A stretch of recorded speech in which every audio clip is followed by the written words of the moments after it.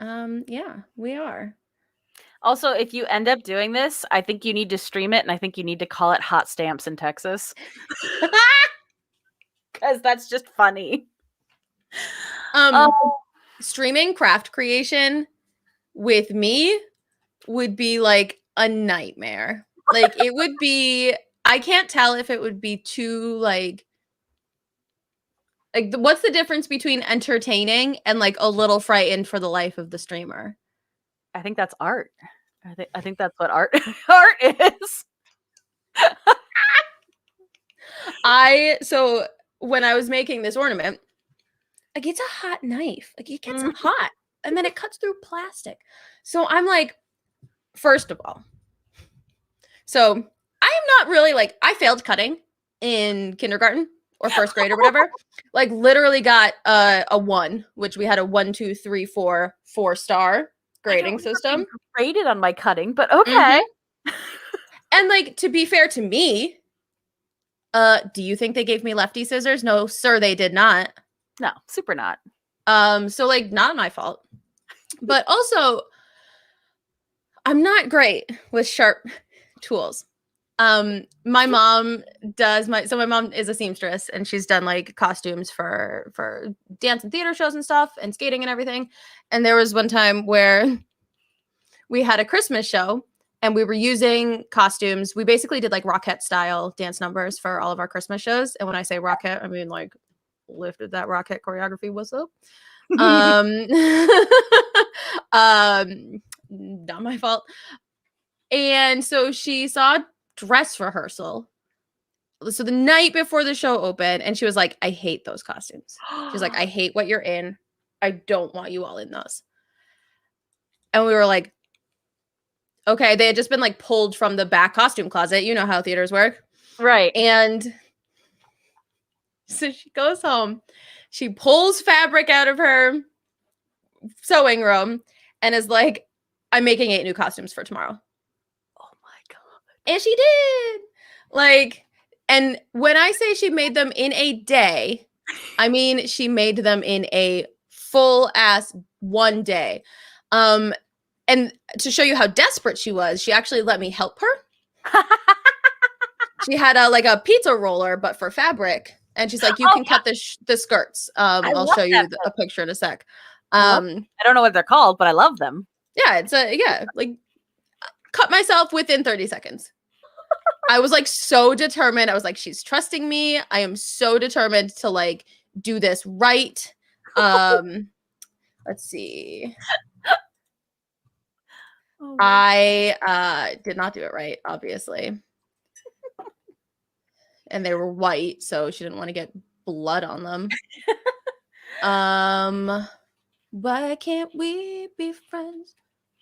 Where there they are. Okay, so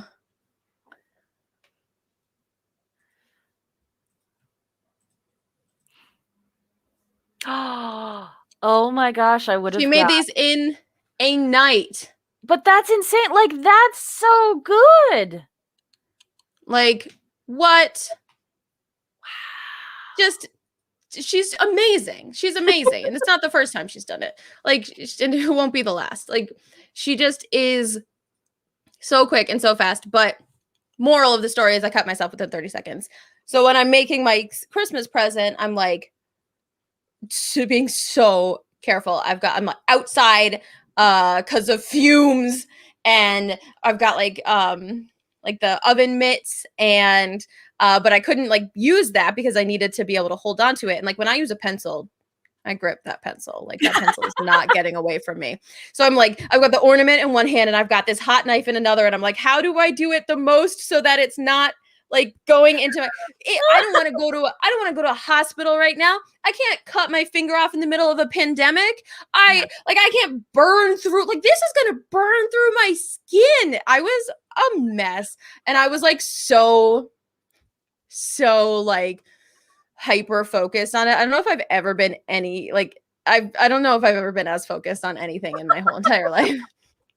I was like, if I cut my finger on this and like just chop it off for a Christmas present for Mike, he's like gonna be so mad at me. Oh bad. my gosh. Well, I kudos to you though about the fumes thing, because I consistently fail at that, and I won't be paying attention until I'll be like, the last time I was working on a big painting project and I was doing it in a small space, and I'm just like, why are the walls moving?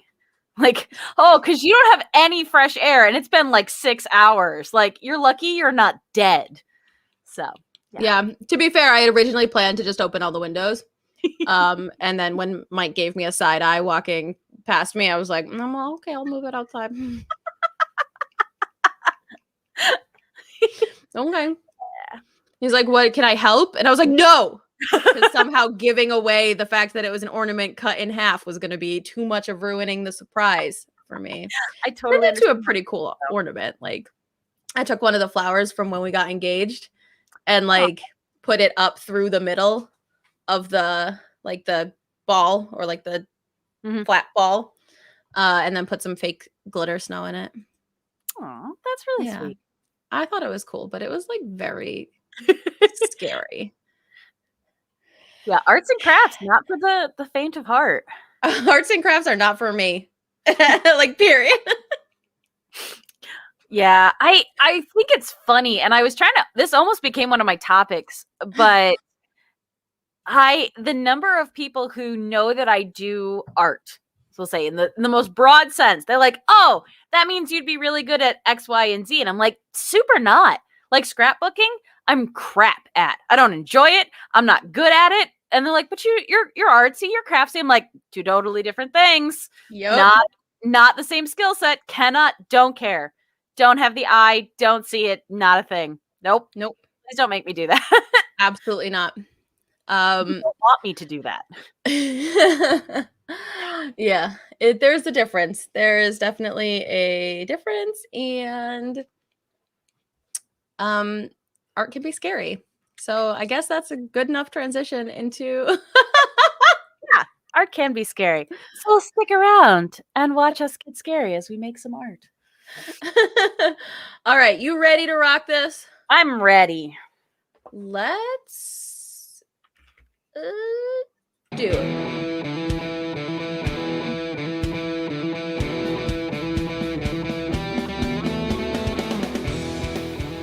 Hey, Trash Pandas, you're listening to An Edition with your adequately perfect hosts, Emily Swan and Stephanie Crugnola. What's up, Trash Pandas? It is me, Steph, and Swan. Swan. We are here. We are here tonight to bring you some pondering. A podcast for pondering is what we are technically called. The sister show to Almost Daily Discourse, which happens right here on twitch.tv/almostdailypod every Wednesday night. Swan and I are here to chat with y'all tonight. We are live on stream. If you're listening on a podcast form, come join us for the chat. It is a fun time. Our first topic today was actually born out of Almost Daily Discourse, and primarily the chat. So I'm just gonna jump right into it, I guess. Yeah, let's do it. We are talking about our scariest moments, and this was a topic that the boys brought in. They talked about the scariest moments in their lives, and this was a little bit of what kind of started the conversation for In Addition. So like our origin story. Because we, in the conversation that was happening on stream with 4 men was very different than the conversation that was happening in chat with more women.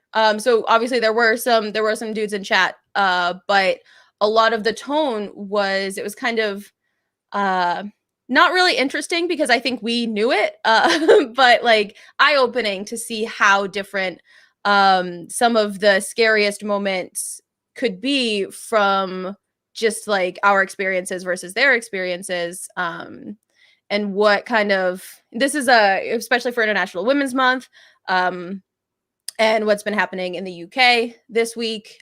We've got a lot kind of going on and highlighting the things that, you know, we can do to keep ourselves safe, and the things that men who are pure and kind and good and want to help or want to make a difference can do to be a proactive bystander in some of these situations. So that's kind of where the topic started from.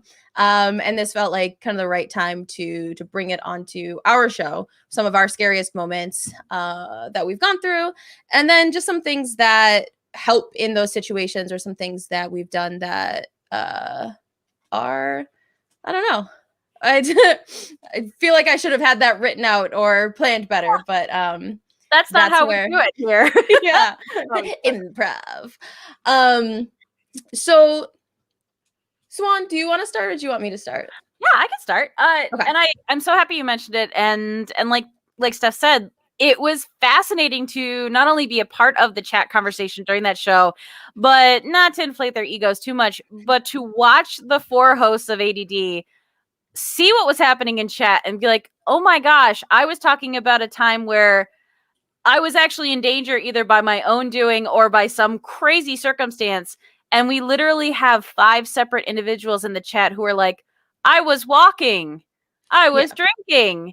And I give them a lot of credit. And it was another one of those times where I was like, oh, this is actually a really good place to have a discourse about this and to have, male co-hosts and people who are willing to be like, I don't understand, but I'm listening. So absolutely. Yeah. So I was really thinking about this and, again, running through times where I genuinely felt scared, but also the one that I'm going to bring up first is one where I was uncomfortable in the moment, but looking back on it and understanding the situation more, I was actually more scared after the fact. That's a lot of mine too. So yeah.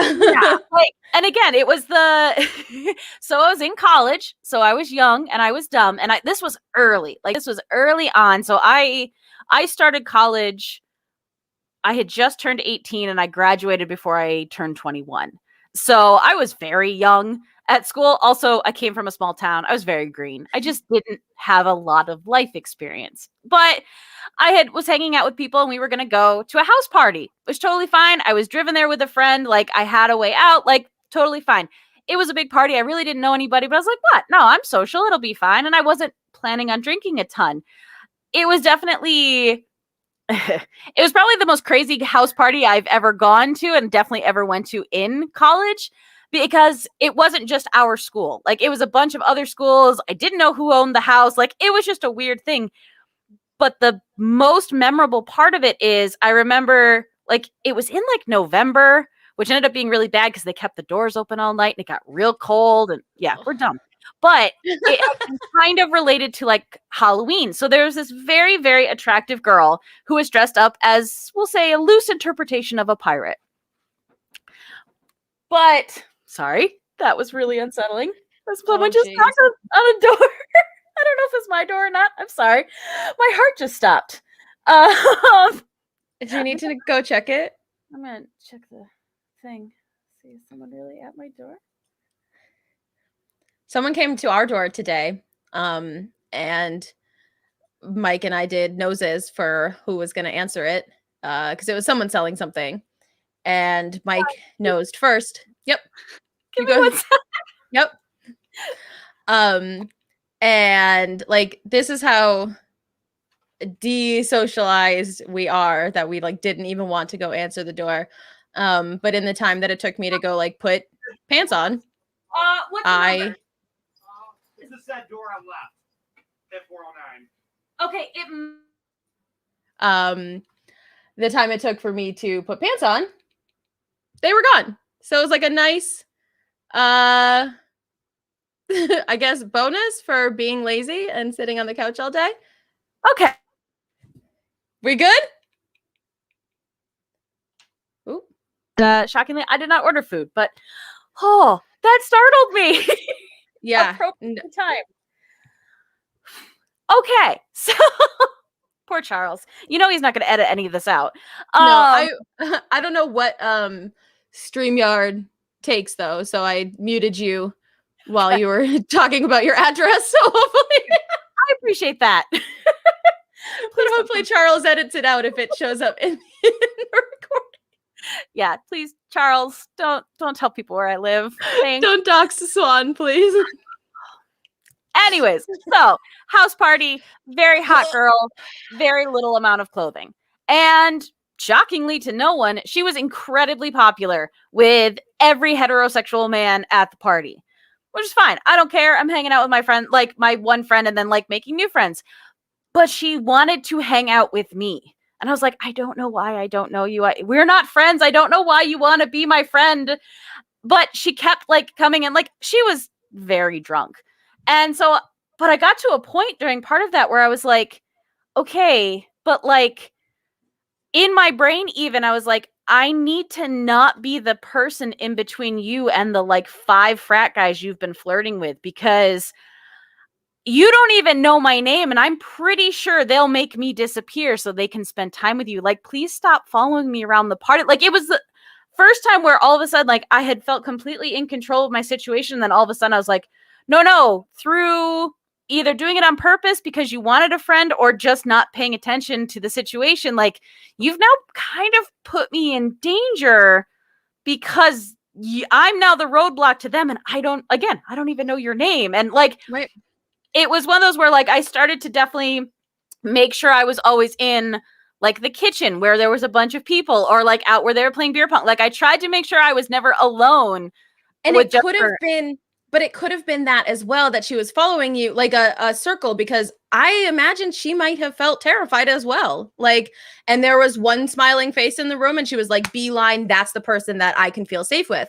And so like the tough thing about college and everything is that like the like parties in general, the culture of parties is that communication is so often not open or clear or easy. And like if you kept going to public spaces, she was probably like, yep, I'm gonna tag along to this public space, so that like, and that is so frightening for you and so frightening for her. Like that whole situation is just not good. No, and it wasn't. And it was in my young, naive brain.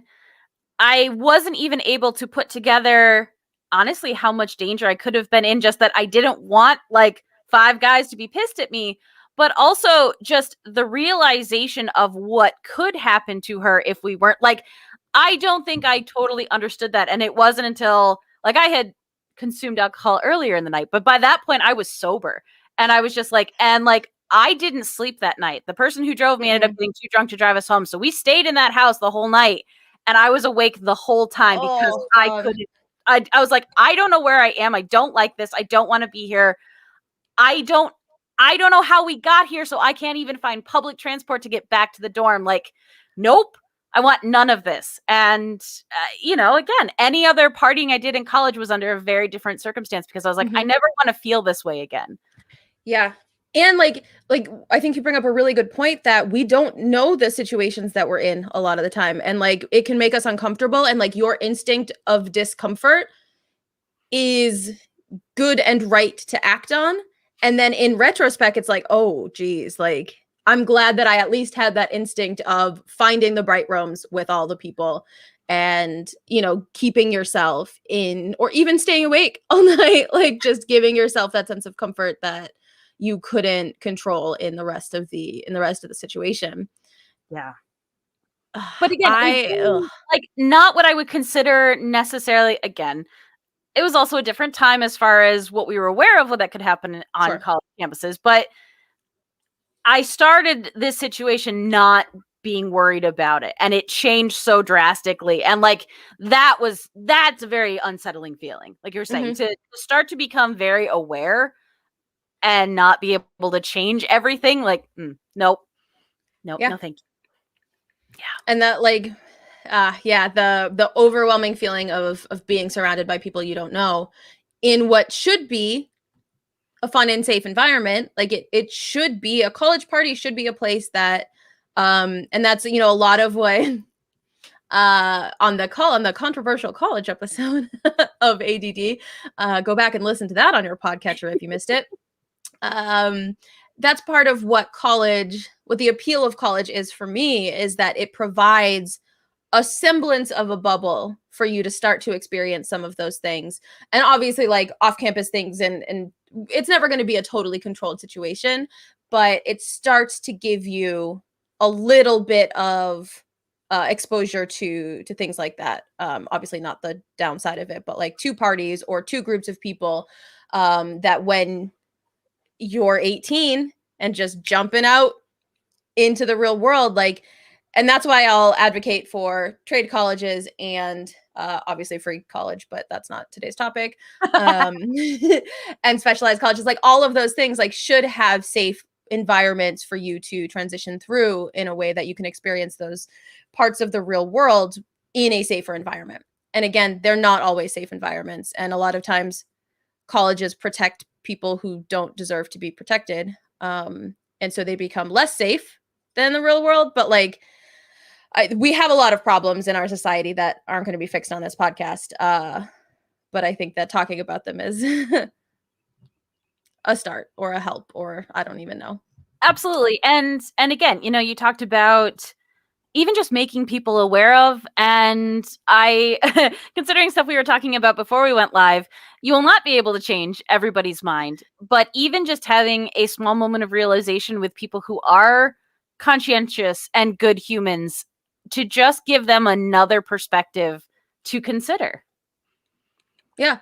And, you know, the fact, like we were saying at the beginning of this, like the conversation that we were having in the ADD Boys chat did kind of bridge a gap and open a dialogue and start to kind of make some of those situations a little more obvious to, you know, whether it was other people in chat or whoever. Like having those conversations is always going to be an important step in how to help some of these problems, which we'll get to in a little bit. I was living in London on my own, all alone. Didn't know anyone in the country, but I moved there for my master's degree, and I auditioned for a play that part of the audition notice was like, needs an American accent, preferably Midwest. And I was like, ooh, it's your girl. That's me.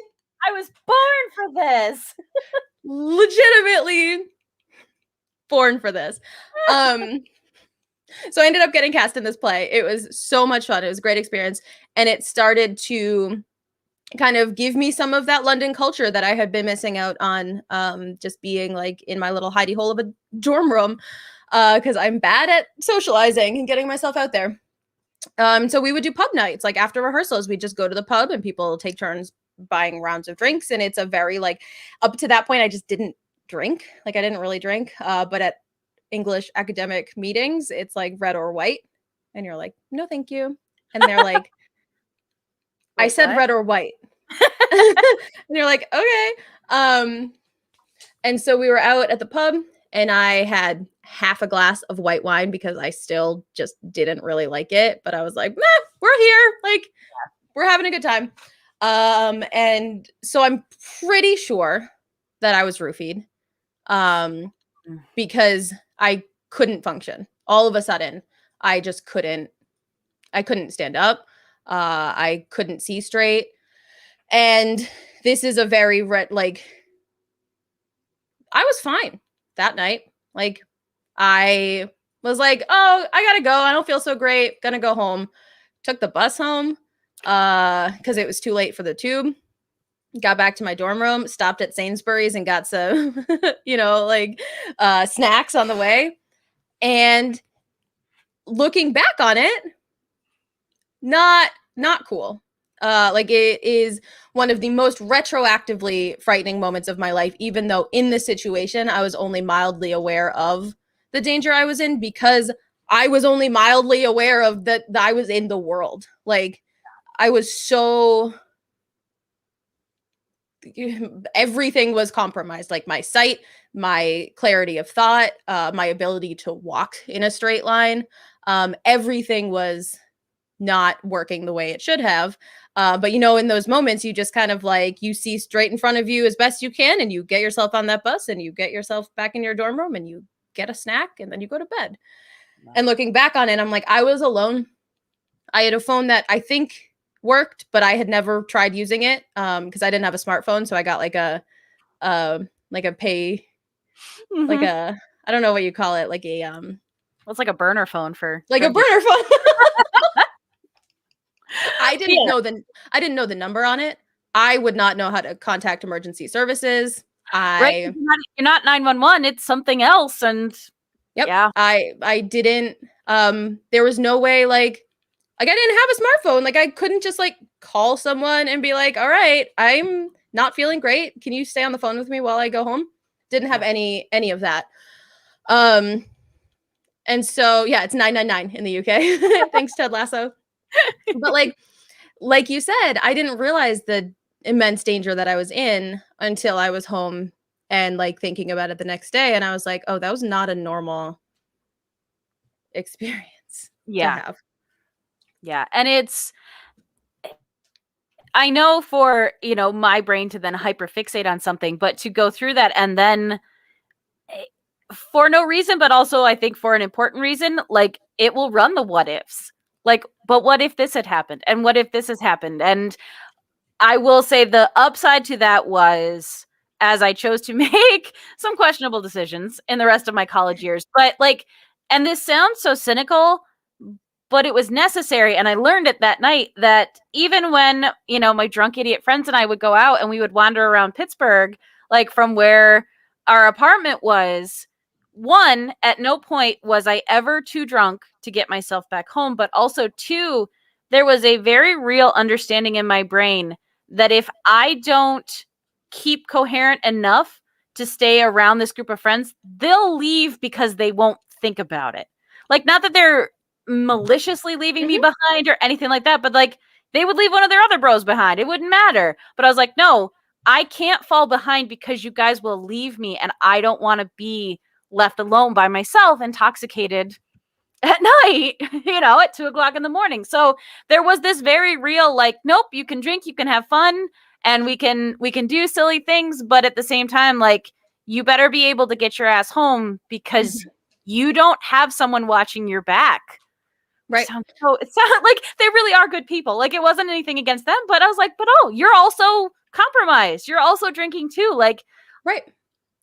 And there's no there's just this added responsibility for you to be able to take care of yourself all the way till you're home. And like, even then, Raging Lady Boner said it earlier, that scariest moment is anytime someone unexpectedly knocks on your door. But that's true. I know you live like relatively alone, like you've got housemates and stuff. I lived alone for several years. I lived in a town I could afford. So was that a gunshot or was that car backfire was the game I liked to play. And like, a lot of it is my stubbornness, that when I was in that situation, I was like, I mean, I'm fine. Like I'm in a house, like I'm in an apartment in a house. You need 2 keys to get through the front door and then another key to get into my apartment. And, I am in more danger at work there, which is where I'll transition in a second. I'm in more danger at work than I am in my apartment. So like, it's fine. And like, looking back on it, I'm like, until I was very hesitant to get a smartphone, but until I actually like joined the real world, I was in so much more like, I had so much more of a barrier to communication than I should have, maybe thinking back on it. And a lot of it is that retroactive what if, or why was I so stubborn that I wouldn't get a security camera, or why was I so this? And I'm like, saying, well, it turned out fine isn't helpful to other people, and it isn't helpful to the situation that a lot of people aren't fine. Yeah. So like, well, and this isn't, I will just say kind of a trigger warning for the thing that I'm going to say next, just because it is kind of a heavy thing, but I also, again, as I got older and as the news has changed and what's reported, I don't think this stuff wasn't happening before, but now people are actually coming forward and reporting things. But the idea and kind of, again, having this conversation and shifting the topic of, you know, a lot of this taught me like, okay, you can't ever be so drunk that you can't get yourself home. You have to be mindful of what you wear, and a lot of these very specific things targeted towards women. And I read something that kind of flipped the script on that a little bit, and it was literally like, make sure you're not the most rapeable one there. Like, you know, and that's a terrible thought. Like, again, I want the conversation to be, don't rape people, but a lot of the current conversation is still, make sure you Protect keep yourself. safe so that they go after somebody else. I mean, that's insane. And how heartbreaking is that no, but it's essentially what we were told. There's so much of like, there's such a perpetuation of victim shaming and victim blaming that is it's a huge issue. And there is there's so little I feel like we can say about it, because I think besides addressing it directly, that it's messed up and it's not the way to handle the situation. Like, we need to address the abusers rather than the victims, and we're not there yet, and we need to get there. My other scariest moments are not because of being a woman. My other scariest moments are because I am a teacher. And that is another thing that we need to fix it. So we're just gonna we're gonna burn the world down, and we're gonna start it over again. And it's gonna be here for it. But like, I've been in a school I taught at, we had a fire drill. Everyone went outside, everyone came back inside, and then we had an immediate lockdown. And this is during lunch block. So like, you don't do drills during lunch block, because lunch block is the sacred time of day. And so I had a room full of 30 kids who are treating this like a drill. And I'm like, I know it's not a drill, because someone intentionally pulled the fire alarm to vacate the school so that a couple kids with guns could come back into school. So like, that is and of course I didn't know that in the moment. That's stuff I learned afterwards. But I was terrified. And I had this kid who had a loud presence, and he just kept being like, police, 911 emergency, police. And this student had been run over at the beginning of the year from a rival gang. And I was like, if someone's coming to this school, they're coming for this kid. Like, that's all that kept going through my mind. I was like, I am in probably the worst room to be in right now for this. And it turns out, as soon as the lockdown happened, the kids ran out the back door. So it wasn't an active threat, like at any moment through that, because they were gone before it even really began.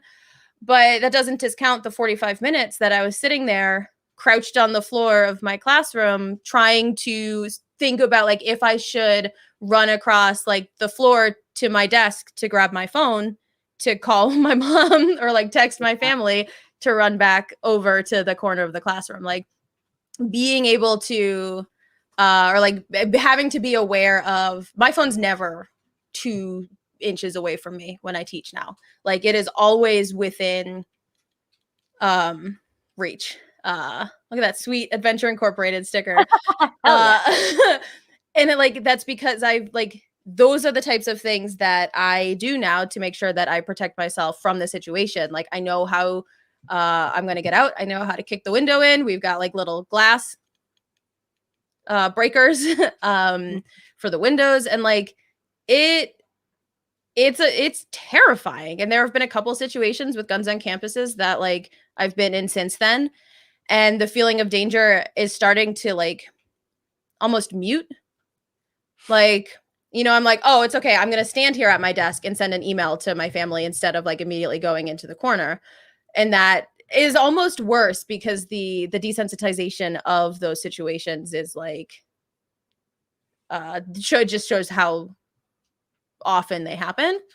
And like that's where I wanted to move the conversation is what are the things that you touched on it a little bit, but what are the things that you do to like keep yourself besides like staying in a clear-headed state as much as you can? Like what are some things that you do if you're walking home alone at night or if you are in a situation that it's like a crowded space with not a ton of points of exit? Like what are some things that you do for you? Well, and it's kind of funny because I remember growing up, so dad was a firefighter. So we, like, as silly as it sounds, we did actually run drills of how would you get out of the house? Like, okay, the house is on fire, what do you do? And this is when I'm a kid. And it's so weird to me because in a way that makes a lot of sense. That is an external factor. Here's how I deal with it. But honestly, as we'll say, you know, as we are in high school and we are running drills about lockdown and not totally understanding it, like, but as I start to get a little older and understand that more, it's almost that same mindset. So very much like I don't, the place that I'm in now, the town that I'm in now, I'm not as concerned about certain things, but I still kind of keep that same mentality as when I lived in Pittsburgh, you know, and I walked home and had someone follow me, and whether they were just coincidentally close to me or if they were actually following me. So, you know, there are times where if I'm going to go walking at night, I don't have my headphones in. Or if I do, I only have one in because I'm still listening out and around me. I will frequently have my hair purposely up in an actual bun instead of a ponytail. Or if I have like my braids, I will actually have them tied back so that if someone were to grab for me, they can't just grab my ponytail. A lot of the times it comes to where I decide to place important personal items. So say like going out to the bar, I don't usually bring a purse and I would usually keep a lot of things just on me. But, you know, they weren't in my pocket. Or if they were in my pocket, you know, as lame as it was, like I'd have a wallet chain or I would have something like that. But Yeah. As an adult now, it came to having a group of friends, like, you know, so with us, and especially the house that we had, like if one of us was going to go out or some of us were going out and one of them was going to be the sober one at home or something like that, like put my phone, like, all right, it's on do not disturb, but you're in my favorites. If you call me, I'll come get you. Like, call me to check in. And that's, you know, old school of my mom, like, text me when you get home, but literally having someone to check in with. Well, and yeah. Yes. And that is, and being, and I think that I didn't mean to interrupt you there, but like that's, you know, an ex who I would say text me when you get home, when he would go out, and he always forgot. And he didn't understand why that made me so upset and so anxious, because that is not just a text me when you get home because, you know, whatever reason. It's like, I want to make sure you get home because I want someone to be checking in with me to make sure I get home. Or like, you know, it's a safety thing rather than just like a nagging thing. Yeah. I'm not trying to check in on you. Like, I don't care like what time you get home. Just like, let me know that you are home. And even it's one, and I've told people, I don't care if I don't get it until the next morning. So if I go to bed early and you stayed out late, but when I wake up at 7, there's a text waiting for me. And honestly, some of where I'm at now, like we have a lot of wildlife. Like when people would drive the back roads home, you could hit a deer, you could get into an accident. This isn't even like another person harming you. This is just something bad happened and you didn't make it home. And I want to know, like, I want to know that you're okay and that you're there safe. And I don't think there's anything wrong with having that. And it doesn't have to be, you know, if you don't want it to be your significant other, like, you know, being able to have good friends that you trust. And even if they are really pissed that you woke them up, like, yeah, one of them, like, there's certain things where you can set, and, you know, a friend has told me, like, if you call my phone 3 times, it will ring through whatever silence thing I have on it. So if you need me and I'm not answering texts, like, do that. And it's kind of in a weird way, in order to go out and feel completely relaxed and completely free and like enjoy the thing, takes a lot of prep, which sounds so strange, but like, nope, I'm like, okay, like, you know, I don't go to concerts by myself. And even if it's just like one other person that I'm going with, like, you know, we talk about if for some reason, you know, we get separated. Like, hey, this is where we parked. Like, if the concert lets out and we get separated, meet me at the car. I won't leave without you. And you know, stuff like that, where you just like, it's a quick conversation, but it is just covering your bases. Yeah, it's making that communication clear. Yeah. Elle Hanley has some good, if you're being followed, don't go home. And I think that's a really important point. Find the most public place or the first public place that you can find. And I think that because there's a lot more awareness now, I think a lot more business owners and just places are going to be open and receptive to someone just coming in, you know, to hang out and be there until that threat has passed. And even if it's someone that's following you that has no intention of harm, like the safety of it is still important. And that's been a lot of the hellscape of Twitter over the past couple of days. The, you know, not all men hashtag, like, we know. Yeah. You don't have to tell us that it's not all men, because we know that and we understand that. But at 2:00 in the morning, when you're walking home on your own, it could be that man. Yeah. Like, someone posted an analogy that was like, if someone gives you a box of chocolates and says that one of them is poisoned, are you going to eat the other 11? Like, are you just going to start popping them in your mouth? Like, we know it's not all chocolates. It's just one, but like, that one is dangerous enough to avoid that being in that situation. Well, and I love this. Again, it's, my happiness comes from the moment of realization and seeing the realization in somebody else who hasn't lived the same life experience as me. And it was a friend of mine who went to college in Philly, and he would talk about like all these crazy adventures that they would go on. And I had made some very like small comment about it one time. I was like, oh, that sounds great. Like, I could have never done that. And he's like, well, why? Like, you know, you're adventurous. You like doing stuff. And I was like, because I'd never go to that part of Philly by myself. And like, watching him sit with it, he's like, I wandered around there as a, like, I think he's like 5'9". He's a 5'9" white dude, like pretty unassuming. Just, he's like, at no point was I ever afraid for my physical safety, for my overall well-being. Like, no, it never crossed my mind. And so, you know, just having that moment of like, no, I'm walking home and I am aware that someone is behind me. And again, yeah, it could be absolutely nothing. We could be going to the same place, and hey, maybe it's even someone I know, but it might not be.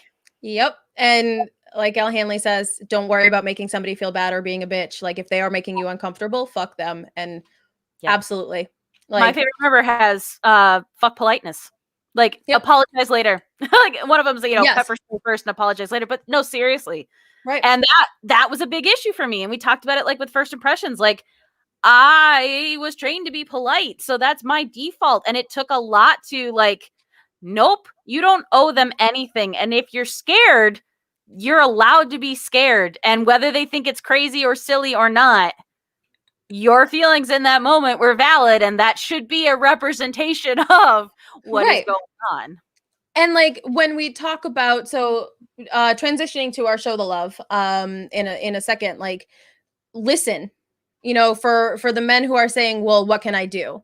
Like, what can I do to not present myself as a threat? Or what can I do to do this? Like, you're gonna be you're gonna present yourself as a threat, whether you intend to or you don't, if it's 2 a.m. and you're walking behind a woman in a deserted street. But like, listening to these conversations or being open and receptive to things like, Mike and I were at a concert in like a warehouse with like big garage doors on the sides that closed when the show started. And I panicked. I like had this like real moment of panic, because to me, it was like, if someone has a gun in here, we're dead. And that is something that, from my perspective of being in those school situations, like, you know, he's been to 1 billion shows and it's never really like, I can't speak for him that it's never crossed his mind, but like, being able to say like, this is why I'm anxious right now. And for me to feel so safe with him that like, he understood and listened, and like, just being on that same page and being able to communicate those fears, I think just like, and now he knows. And and now we move forward. Like, that's like such an important thing, is to communicate when you're anxious, like why you're anxious. And that can be really, really difficult. I know it's difficult for me to talk about my anxiety, but Absolutely. And I don't like being having, scared. I don't yeah, love that feeling. That's not a happy, fun feeling. And I, at no point am I excited when, that someone's going to come and save me. Like, no, right. I don't want any of that. I just want to exist normally. Yeah. So like he says, I'll let, obviously let him speak for himself. But the things that scared him were very different: knives, bats, knuckles, things that happen in those fight situations or in mob crowd type situations, I think. Yeah, Um, mob crowd. And I know it's music. I know it's mosh. Sorry. He's laughing at me now. But like, not at the types of shows we were at. So like being able to communicate those things is just really important. And a friend of mine shared a link on Twitter the other day. He kind of like talked through some of his thoughts, and like the phrase that he used, and I don't know if he got it from someone else, but the phrase was, "The least we can do is a lot."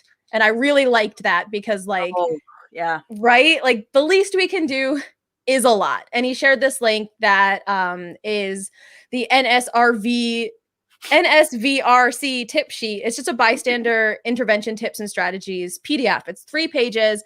And I read it and I was like, well, shoot, like these are things that I never thought about that I could use to protect other women in these situations or protect anyone who's in a situation like this. But just like disrupting the situation in a non-confrontational way. Pretending if you see someone who looks uncomfortable, insert yourself in that conversation, not in a, whoa, buddy, I think you need to check yourself. This girl looks uncomfortable. Like, that's not going to help anyone. But going in and being like, Brian, what's up? Like, I haven't seen you in forever. Inserting yourself in that conversation in a mistaken identity, non-confrontational way gives just enough buffer for that guy to be like, you've got the wrong person. And all of a sudden, even for that split second, his attention is shifted, and that can make a world of difference. Yeah. And so tips like that. And then other things like in the workplace, like actively addressing situations, just saying that's inappropriate. Yeah. I've seen a tweet or a meme or whatever that a woman who had a boss who frequently used, sexist jokes would say, "Can you explain why that's funny?" Mm-hmm. And the power in that for someone to have to end for racism, sexism, all types of violence that are verbal, having that like, explain to me why that's funny. Yeah. Can go a long way to check someone. And it's still like confrontational, and you might not be, if you're on the receiving end of it, you might not be super keen to be confrontational, but like that's where the rest of us come in and have a responsibility to protect those who might not feel comfortable speaking out against whatever it is. So it's a good little one sheet to check out. And then just in general, like researching bystander intervention tips, it could save, someone even just their comfort for a night. And even if it wasn't a threat, it's better to be safe and apologize, like you said, than to, let a situation linger because you think it's probably fine. Well, and I loved what you said, and it's honestly, it's what I want. It's what I want for people to educate themselves. Like, you had this conversation with Mike, and now he knows. And like, that's it. Like, I don't need you to fall on the altar of apology or anything like that because you didn't know before, because we don't know everything. And we haven't had the same life experiences. I'm not expecting that. But, you took a minute, you listened, you heard, and you readjusted and look at something differently from that point on. Yeah. And it doesn't change anything. We're still going to, when the world opens back up again, we're going to go to the heck out of concerts. It's going to be amazing. We're going to go to enclosed buildings and, be in those spaces. But like, he won't have to ask why I'm checking the exits, or like, there's a fundamental understanding there that even just saying it out loud eased my anxiety. Cause I was like, I've said it, it's out there. Like, that fear is dissipating from addressing it. Or addressing the potential of it. Like, just being as communicative as possible, like having those hard conversations. And like even this conversation, I've made a whole lot of jokes in the last half hour because I'm uncomfortable. I've laughed a lot for a topic that is not funny in any way, shape, or form. Because I'm super uncomfortable and really sweaty. Yep. So Yep. I can see. This is no, very, very uncomfortable. For those of you not on here, you can clearly see in my cheeks. But my hope is with this that it, even uncomfortable, it's still worth it to have the conversation. Mm-hmm. Yep. And that is where we will end our conversation for today. Thank you all for being here and in chat. And anyone listening, feel free to reach out at any time. We are inadditionpod@gmail.com. Yes, we are. Hell yeah, we are. Get in touch, talk to us. We're here to listen. We're here to, we are not professionals, except at talking about ourselves. We are professional about our lives, but feel free to reach out. Come join our chats. We've got a really, honestly, the community that those ADD boys have built is so inclusive and so warm and welcoming, and it's such a safe space. And that's why we started In Addition, because we were like more like almost like to gas them up. Like they've created this space that now we are just jumping off from. Like they've allowed this space for us. And I think if that's what you're doing with a man's voice, is enabling other voices to speak out, like that's enough. Like, and it's really amazing. I'm at Kruggles on the internet. This is at a swan named Emily on the internet, and we are at In Addition Pod. We love you. Goodbye. Charles yelled at me the other day for just saying goodbye. I don't know if he was actually like, I don't know. Actually, I couldn't tell. Now that we're talking about it, I couldn't tell if it was like a judgment or if he was impressed by our ability to wrap up quickly. Now that I'm reflecting further. I can't always tell. Charles is hard to read sometimes. Yeah. Oh, it's true. But thank you all for being, obviously we have more coming up. Like I'm going to go take a little. Yeah, I was going to go. I wanted to definitely shout out, like there was some really great conversation happening in chat. Thank you so much, everybody who's here. And so B-Mel had said it, and it's way back. I don't know if I can find it, but he was talking about being in a life-threatening situation physically, where I think he was in Whitewater Rapids and didn't have a life jacket and something like that. And that's, again, it's one of those where it was so fascinating to me, the two ways that this conversation went. And, again, like Steph and I spent the last half an hour, a lot of this was, I'm afraid bodily harm is going to come to me by way of another person, rather than I feel like nature's about to kick my ass right now. And, one time I did get caught in an undertow while I was bodyboarding in the ocean. And I was scared because I couldn't get back up and I couldn't breathe. And yet that fear went away as soon as I wasn't in the water anymore. And then the next time I was like, okay, so I'm not strong enough to swim in this part, and I swim in some different part. Whereas, I'm still very keenly aware when I walk down the street at night. Yeah. Yep. So, yeah. Thank you guys for hanging out for that. It was something that we've wanted to do from the start, and like this was kind of like felt like the week for it.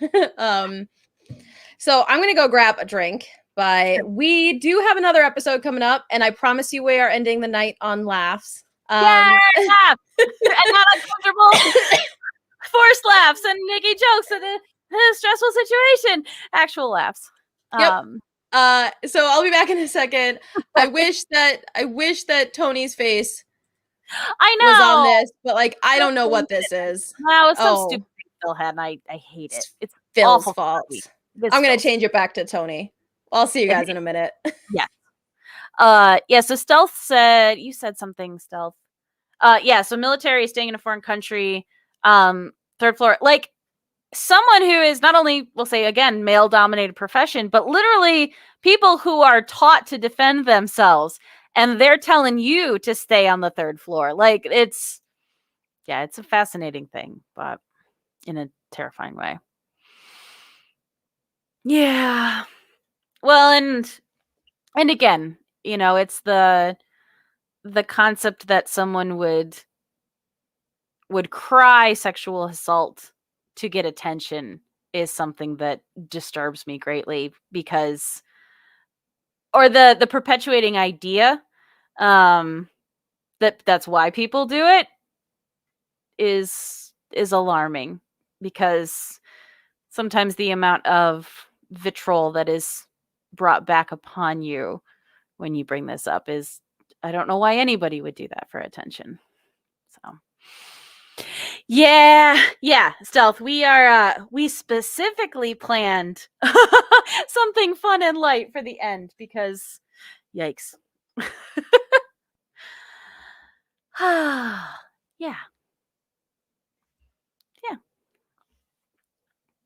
Yeah. There's no good attention. That's not fame that anybody wants.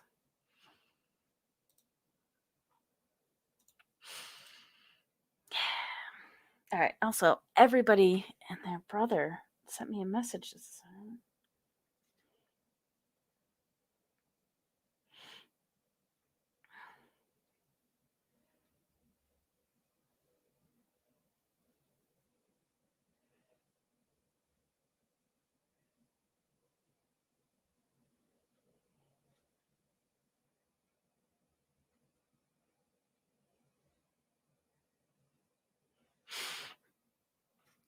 Oh, I'm grateful for you, Future X Skeleton. Yeah. Well, and again, it sounds like fanning your egos, but it really, to be in chat and not have a voice or a face on screen, and have 4 dudes be like, we didn't understand this, and we've now watched 5 friends or partners or just female people who we know all have a very similar experience. It's a half an hour show, and there's only there's a bunch of you in chat, and you all had moments of this. That's something. And getting to do this show has been, honestly, I'm not great at talking about things. I'm really bad at it. You talk about obviously I cope with humor. I think nobody would be surprised. If anyone has met me for 30 seconds, you would not be surprised by that. But having the opportunity to just say some of those things, those aren't those things that I talked about on that last episode. I talk about freely if someone asks directly, but I don't really talk about that a lot.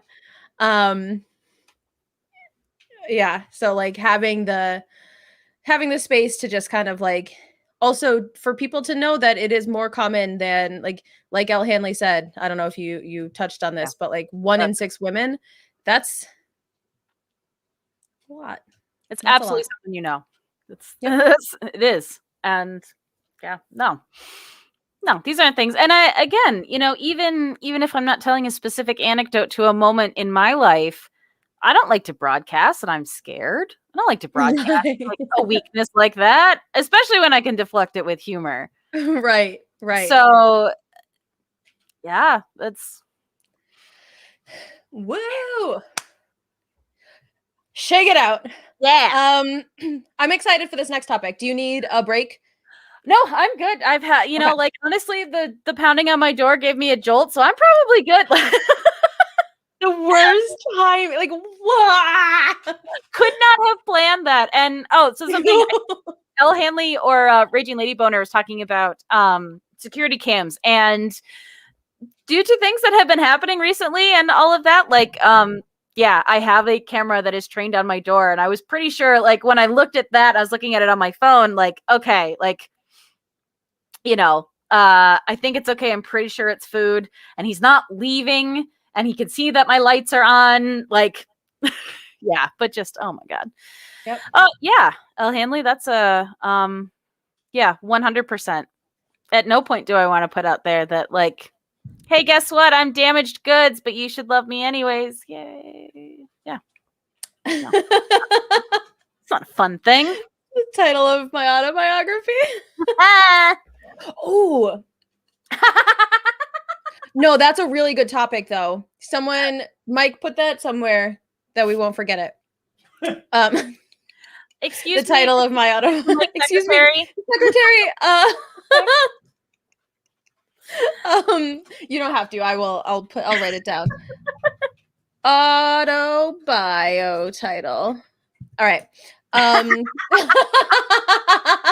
That's fair. But I think that would be a really fun topic, is to talk about like what you would title your autobiography, or like if you wrote a memoir, what section of your life up to now it would be on.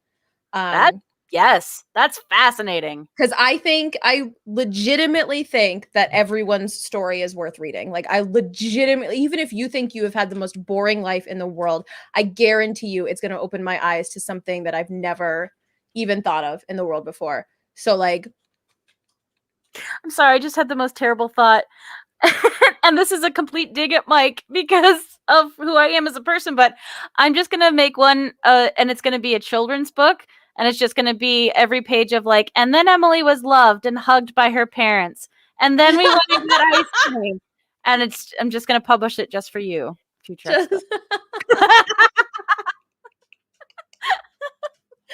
Oh my God. Amazing. Amazing. We're going to bookmark the heck out of that. Yep. And let's do this. Do this.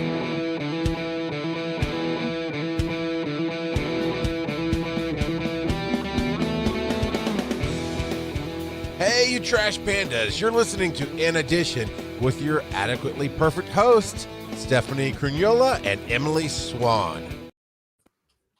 Hello, trash pandas. Welcome back to In Addition Pod. We are so happy to have you here. We're happy to be here on first and third Monday nights on twitch.tv/almostdailypod. We are, in fact, the sister podcast to the Almost Daily Discourse, also on this channel. Oh, no. I'm sorry. I will admit that if you join us live on first and third Mondays, you can be a part of the chat, join our amazing community, and find out why I'm laughing into my microphone through my intro. I love it. It's going to be silly, but I do love it. And it actually, honestly, this kind of leads into my topic for this week. So let's go with that. Yeah. So, and I think it's funny, Steph, because you had actually asked me this during one of our conversations about if my podcasting voice is similar to my actual voice. And so this has gotten me thinking, and I was trying to come up with something and how I wanted to phrase it. And I finally remembered the term and how I'm kind of adapting the term. So it's something called code switching. And it is officially defined, because I like definitions, as the practice of alternating between two or more languages or varieties of language in a conversation. And so you'll see this a lot for people who are multilingual and communicating with other multilingual people, or even just different dialects from different areas. And you want to talk about different levels of slang or just different types of conversation. What I find really fascinating is how this is then adapted to how you talk to your close friends, your intimate partners, your work colleagues, or even just different groups of friends that you interact with, and how you change the way I'm sorry, I'm still laughing at Mike. It's not funny. I'm sorry. The way that you talk to people, and not in any way being deceitful and giving them, a fake version of you, but just how you adapt yourself to talk in different situations. So I'll let you kick that off if you're feeling it, Steph. Yeah. I've got a lot of feelings on this, in a lot of different places. So I will try to make them as not scattered as possible. So I was born in Massachusetts, grew up in Minnesota, back to Massachusetts, lived in Rhode Island and London and Denver and Texas. Like I've lived in a lot of different places. And so for me, a lot of it is I have tried very hard to be as non-regional as possible with terminology. Like when we moved to Minnesota, my parents were like, you will not say pop. You will not. It is soda. And we were like, okay. Like, oh, you are really aggressive about this pop thing. All right, guys. You're weird. Okay. But like it's fun because I teach a lot of that for finding characterization, finding like place of characters in books. Like if they say these certain words, if they use a y'all, or if they use a bubbler, or if they use, a pop, like you can learn so much about a person and a character. Obviously everything I do is going to relate back to teaching literature. Like you can tell so much about the little words that they use, and trying to encourage them feeling free to use their regional words, because I have a lot of kids from a lot of different places. I teach a composition course, and I had a student who English was not her first language, and she's fluent in Spanish, and she was saying that she wanted to write for her like personal narrative. She wanted to write about some of her family back home. And I was like, that's awesome. And she was like searching for a word in English. And I was like, why? Just use it in Spanish. And she was like, this is an English class. And I was like, I mean, it's a writing class. Like, Yeah. if you can code switch through this essay and make it clear for someone who does not speak Spanish, like anything that she put in there, I'd be able to understand probably, like, or I could look it up or whatever. But like, if you can make it clear what the feeling is by code switching, like you go for it. And she was like, I can't believe you'll let me do that. And then like, she just like wrote and wrote and wrote and wrote and wrote. And it was such a cool experience to get to like encourage that in someone. He's right. For the record, look it up means ask Mike, because Mike is fluent in Spanish. So a lot of times, I think I did have him take a look at that essay. I was like, can you tell me what this one sentence means? Oh my gosh, I love what Artemis Tigers is saying in chat right now. And it's so funny because, again, spending time in Pittsburgh, you want to talk about its own specific dialect. Like, Pittsburgh is unique unto itself. And I love whenever they do like the regional like breakdowns of what people say, what thing. And then there's like this circle around Pittsburgh. They're like, we don't even know. And I was like, I don't know what I know they're speaking English because I hear English words, but it sounds like another language. And it was fascinating. But again, like you paid attention and you started to pick it up. It was like, oh, okay. So when they say gum bands, they mean rubber bands. And I was like, all right, that makes more sense. Now I'm going back and being like, why are those two gentlemen on the bus talking about rubber bands? But all right. Like, it was a funny thing. And then it got to be like, I feel bad for staring, but I'm like, I'm just really fascinated by how you're talking right now. I just want to listen. Yes. Well, that's so like, for me, that's the beauty of it, is that like, I love language. I want to hear everything. Like, I want to hear the words that you want to use. I don't want you to put on an academic. I try to like, in research essays and stuff, I try to encourage more formality rather than more casual. But like, I think it's important to teach voice through that way. So like, you're writing a research essay right now. Let's work on our voice for that. Let's work on our academic voice. You're writing a personal narrative. Fuck that academic voice. Like, I don't want to hear it. It has no place here. I want your voice. And that's hard. It's so hard. And it's hard to break. I've got them at 11th grade. Like, it's so hard to break through that.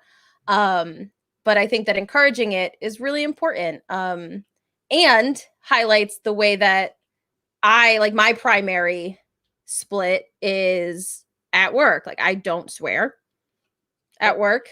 I don't button myself up in a way of like, we're talking literature today. Like, this is my teaching voice. Like, I'm still very excited and passionate about what I'm teaching, but I filter every single word I say, because last year I had a student who had severe hearing loss, and my teaching style is through irony and sarcasm and being really mean to kids who know that I love them. Mhm. And when you have someone only learning off of a transcription, you can't do Yeah. that. Like you can't just be mean to these kids because now it's all written down. And that seriously like made me reconsider and think more about my voice and my tone and like the way I the literal words rather than the way I'm presenting them. But I definitely have a whole different personality when I am at school, just in terms of like the language I use and the way that I talk. I think that's the biggest difference for me. Yes. Yeah. And honestly, I was very worried because I did not get a teaching degree. Like, I took up teaching and they're like, well, you have an art degree. You can teach, right? I'm like, no, those aren't the same thing. But yeah, I could teach art, I guess. I mean, I took art classes where they taught me how to art. I could probably parrot that back. But it was something I was worried about because in my normal life, I do swear and I make off color comments and like, I really was worried. I was also, and it got to a point where I realized and kind of, I don't want to say like changed my philosophy on it, but I thought about the fact that I was like, nope, this is a family institution. Like, I understand that I'm teaching middle schoolers, and I am positive now that you're on the internet, you know worse stuff than I do. But when we're here, this is a family place and this is a safe place. So if you want to have real conversations, we can have real conversations, but we're going to make sure that everybody who is hearing this is on board. And if they're not, then we're not going to have it. And so, again, like I've had some students who are younger who have sworn in front of me and like get that look of terror. Like, oh gosh, I just swore in front of the teacher. And in my brain, I'm like, Emily, you can't laugh. Don't laugh because you want to, because it's funny. And also the thing they said was funny. But I was like, no, guys, it's okay. Like, I understand that you can swear. Just, you need to make sure it's not making anybody else in the class uncomfortable. And Yep. also, then again, because I cover with humor, I was like, also, please don't do that in front of like the other teachers or the admins at this place because they'll get mad at me and I don't want to get in trouble. Like, which is honest. I mean, I don't want them to get in trouble. Like, I don't want to be yelled at, but as long as our class is okay, I'm Right. fine if we Right. speak like that. Like, that's okay. And I dislike the negative connotations that safe space has kind of moved into, but like, no, if we want to have a conversation, and because these are kids who kind of got raised on Tumblr, like they have a very specific like art dialect that they talk about that I also was aware of. So like we can talk about this and we can talk about, if you want to include a non-binary character in your comic, we can talk about that. And if we don't have complete understanding across the board, we can talk about that too, so that you and the other classmates understand why we're using this language. Yes, safe space doesn't mean a plastic bubble like that you're not allowed to say any words in. Like safe space means that everyone in the room understands the page that everyone else is on and is respectful and accepting of everyone else's it's like I will respect your words and your opinions as long as your opinions don't disrespect my existence. Like that whole kind of thing. That's like the mantra of our classrooms, because there's there's so much that you need to encourage and yeah. I think that's great. Like I think having that inclusive environment and letting kids be themselves in their weird little Tumblr ways, because kids are weird. They're so weird. I love them. They're so weird. Yeah. So weird.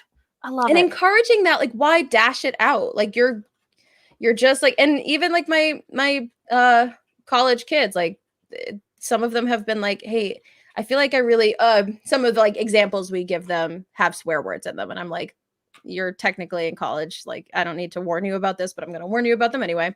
Yeah. And then some of them are like, do you think I can swear in my essay? So we talk about like, is it purposeful? Is it a point where like that's the only word that fits? Because sometimes a well-placed swear word is like takes your narrative to the next level. Like it is a tool in writing. And I feel like I'm doing them a disservice if I'm not allowing them to use the tools of writing, because we're in a public school. Like and it's a beautiful thing is learning how to use language as a tool. And especially like this was something that I, again, was aware of, but not necessarily like why it was happening or what, but it was using language as a barrier or as a superiority technique. And because, if you're speaking at a certain level to a group of people who aren't at the same level or don't use the same language or vocabulary, are you doing this because you're not paying attention, not reading the room, or are you doing it because you want to ostracize someone and you want to prove that you're more elite? So again, like, whether this is how you speak to your friends or you speak at home, like, here's how language can work for you. Here's how you can essentially, like, circumvent the system, use those fancy words, write that badass essay, and still speak in broken grammar at home. Yes.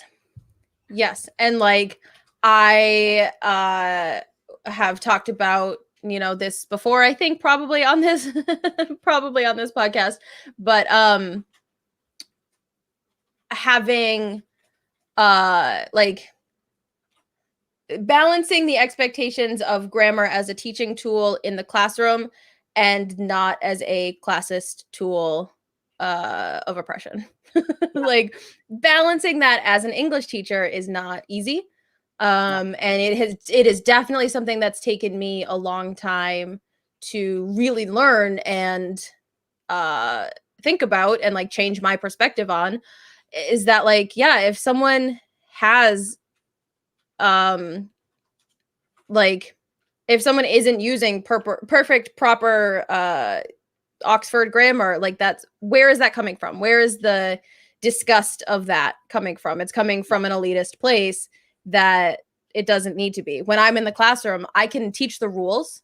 I can teach you how to know the rules, practice the rules, find the errors. I can teach all of that. That's my place to encourage that in kids.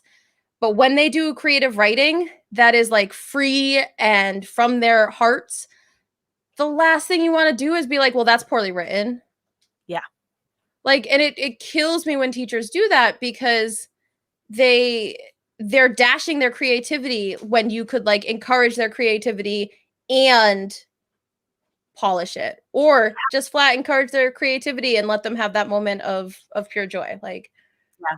Well, and I love that concept. And again, thinking of times in my life where I was adapting to a situation, and it's kind of like you're saying, like, understanding the rules so that you can honestly actually know how to break them, and figuring that out. And so when I think of code switching in my own life, I think of growing up at the firehouse with, 20 big brothers, and who all had about the same maturity level as me, except for I was a 7th grade girl and they were 20 and 30-year-old men.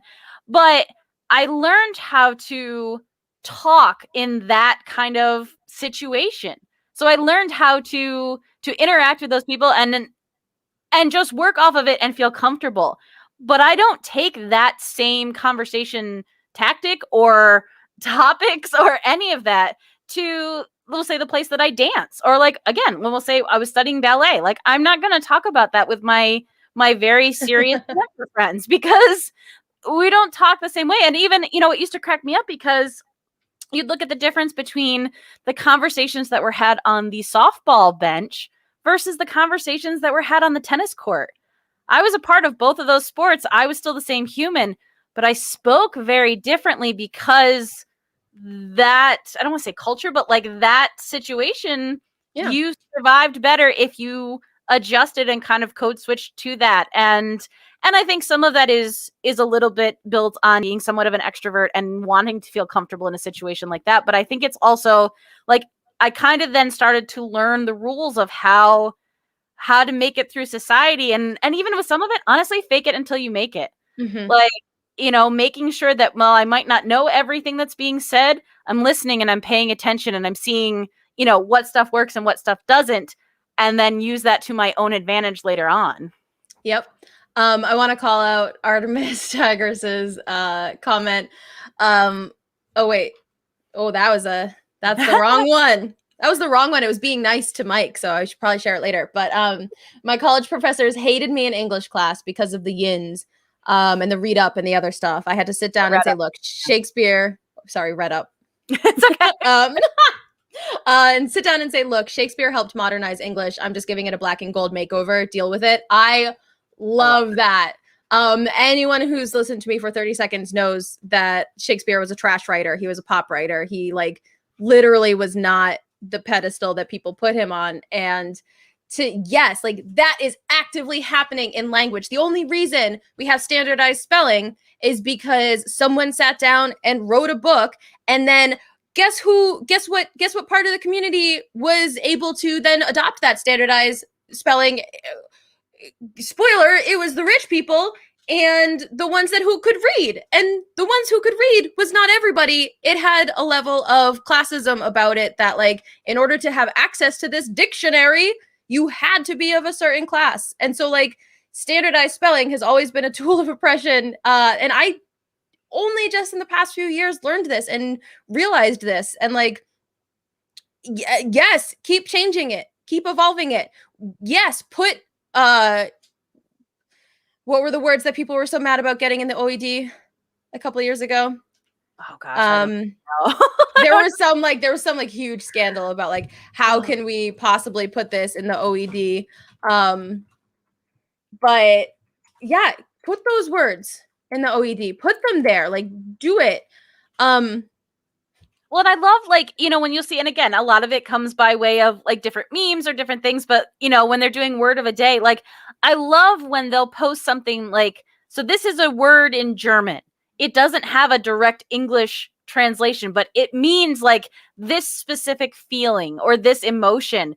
And that's just what this word is. Like, no, that's awesome. I don't care if it doesn't have an English, like, just to know that now, like, that's cool. Yes. Corona Coaster is in the OED now.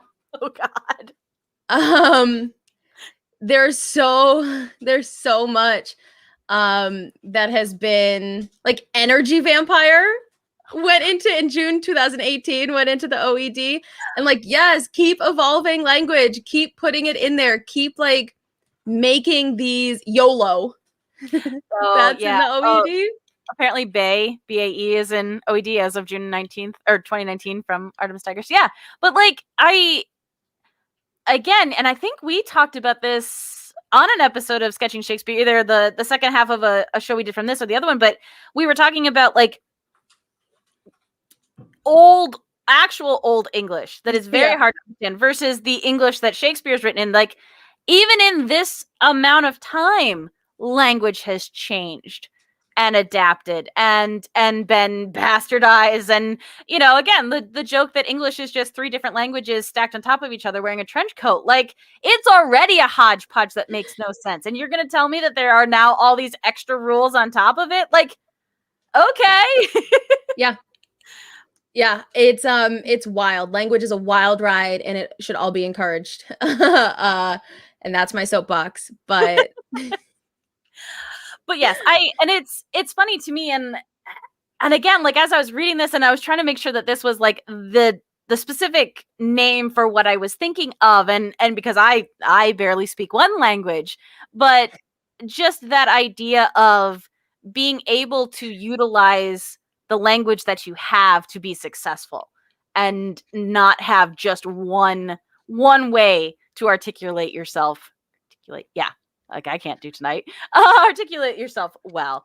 And you said it too when it comes to your students. And this will be my forever thing when it comes to any type of art, that if you are speaking or creating with passion, that is way more interesting to me than following the rules. Oh, shoot, Swan. I have got a person on Facebook that I would need you to respond to.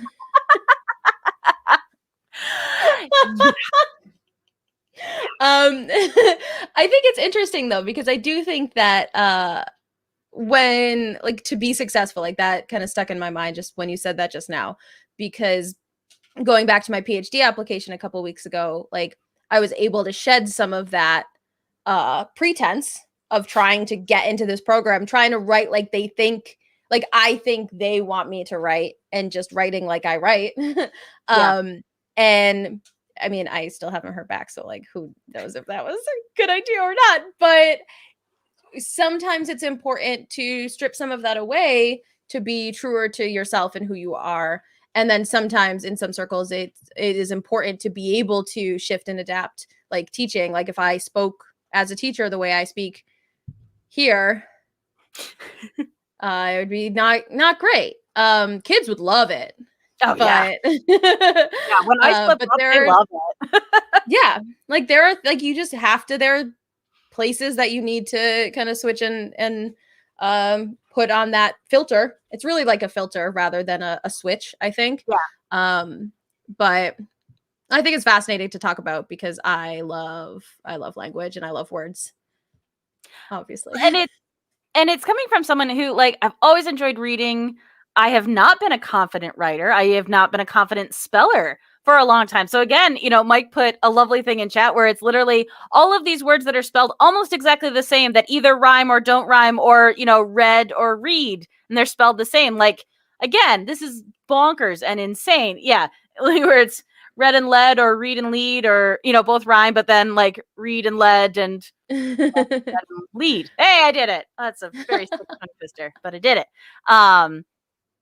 Yeah, so it's just, and it's a fascinating thing, and I like being able to, again, like we talked about the last segment, and we've talked about each of these segments. I like being able to talk about it and something, as we've observed it, and I think being able to be open about it. And obviously, we frequently come back to this as both being educators, but I do think it's a big part of it. And honestly, being in the education field, even peripherally, it makes it that much more important to me. Like, it sounds so silly for someone who doesn't want to actually have their own kids, but all of these kids that I teach, I'm like, I want them to be okay.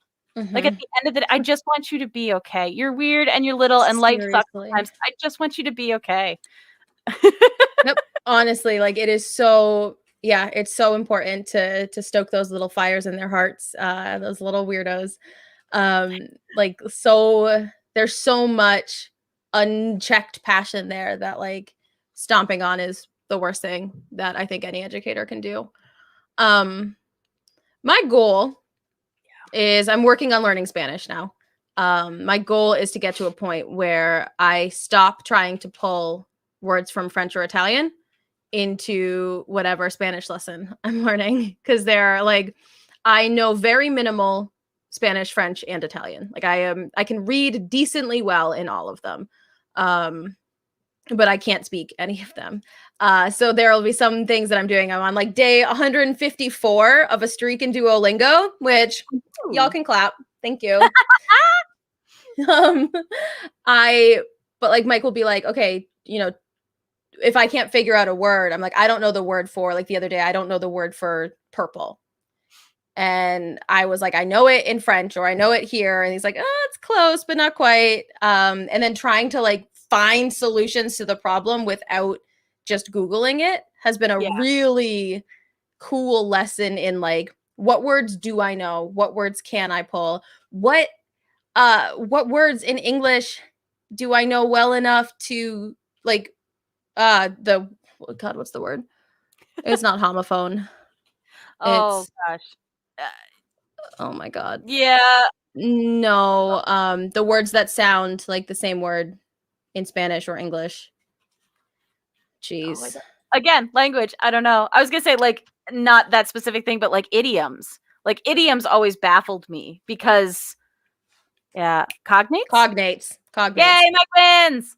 Yeah. That it sounds like it does in English, but it like it means the same thing. And then false cognates are the worst because you're like, oh, it should be this word I knew in English, but it's not.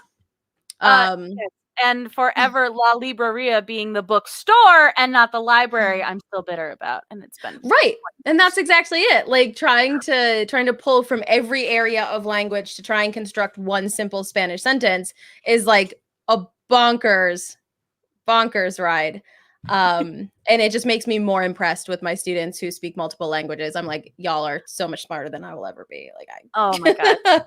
Yeah, I remember again, so many of these come as like little meme sets that I then go look up, but it was an interview, and I almost want to say it was with a professional soccer player, but it was someone who was trying to speak in Portuguese, which was this player's like native language, and people in the crowd were laughing at him, and the player actually stopped and says, no, like this isn't his native language, like this is not his native language, don't laugh at him, he's trying, and I understand what he's saying, and like that was really important. Like there's again, I think of the scene in Modern Family where Sofia Vergara is saying, you don't understand how smart I am in Spanish. And I'm just like, Oh shit. Can we just do a whole podcast episode about Sofia Vergara? Yes. Yes, please. Okay. Thank you. I would like to do that. I would like very much to do that. I love it. All right. So, and it's funny. So again, before we share the love, my share the love tonight is not to Sophia, but I kind of wish it was. But it's a little bit of a switch off of this topic, but I would like to shout out. So it is Instagram.com/lovingmeafterwe. And this is a woman named Ginger Dean, and she is a psychotherapist. And this one kind of connected for me because she talks a lot about language, but she talks about it in reference to toxic relationships, and usually ones that are between you and a significant other, and the different language that is used to either manipulate someone or to kind of set them up to behaving a certain way. Yeah, exactly right, Hero. It's bullshit.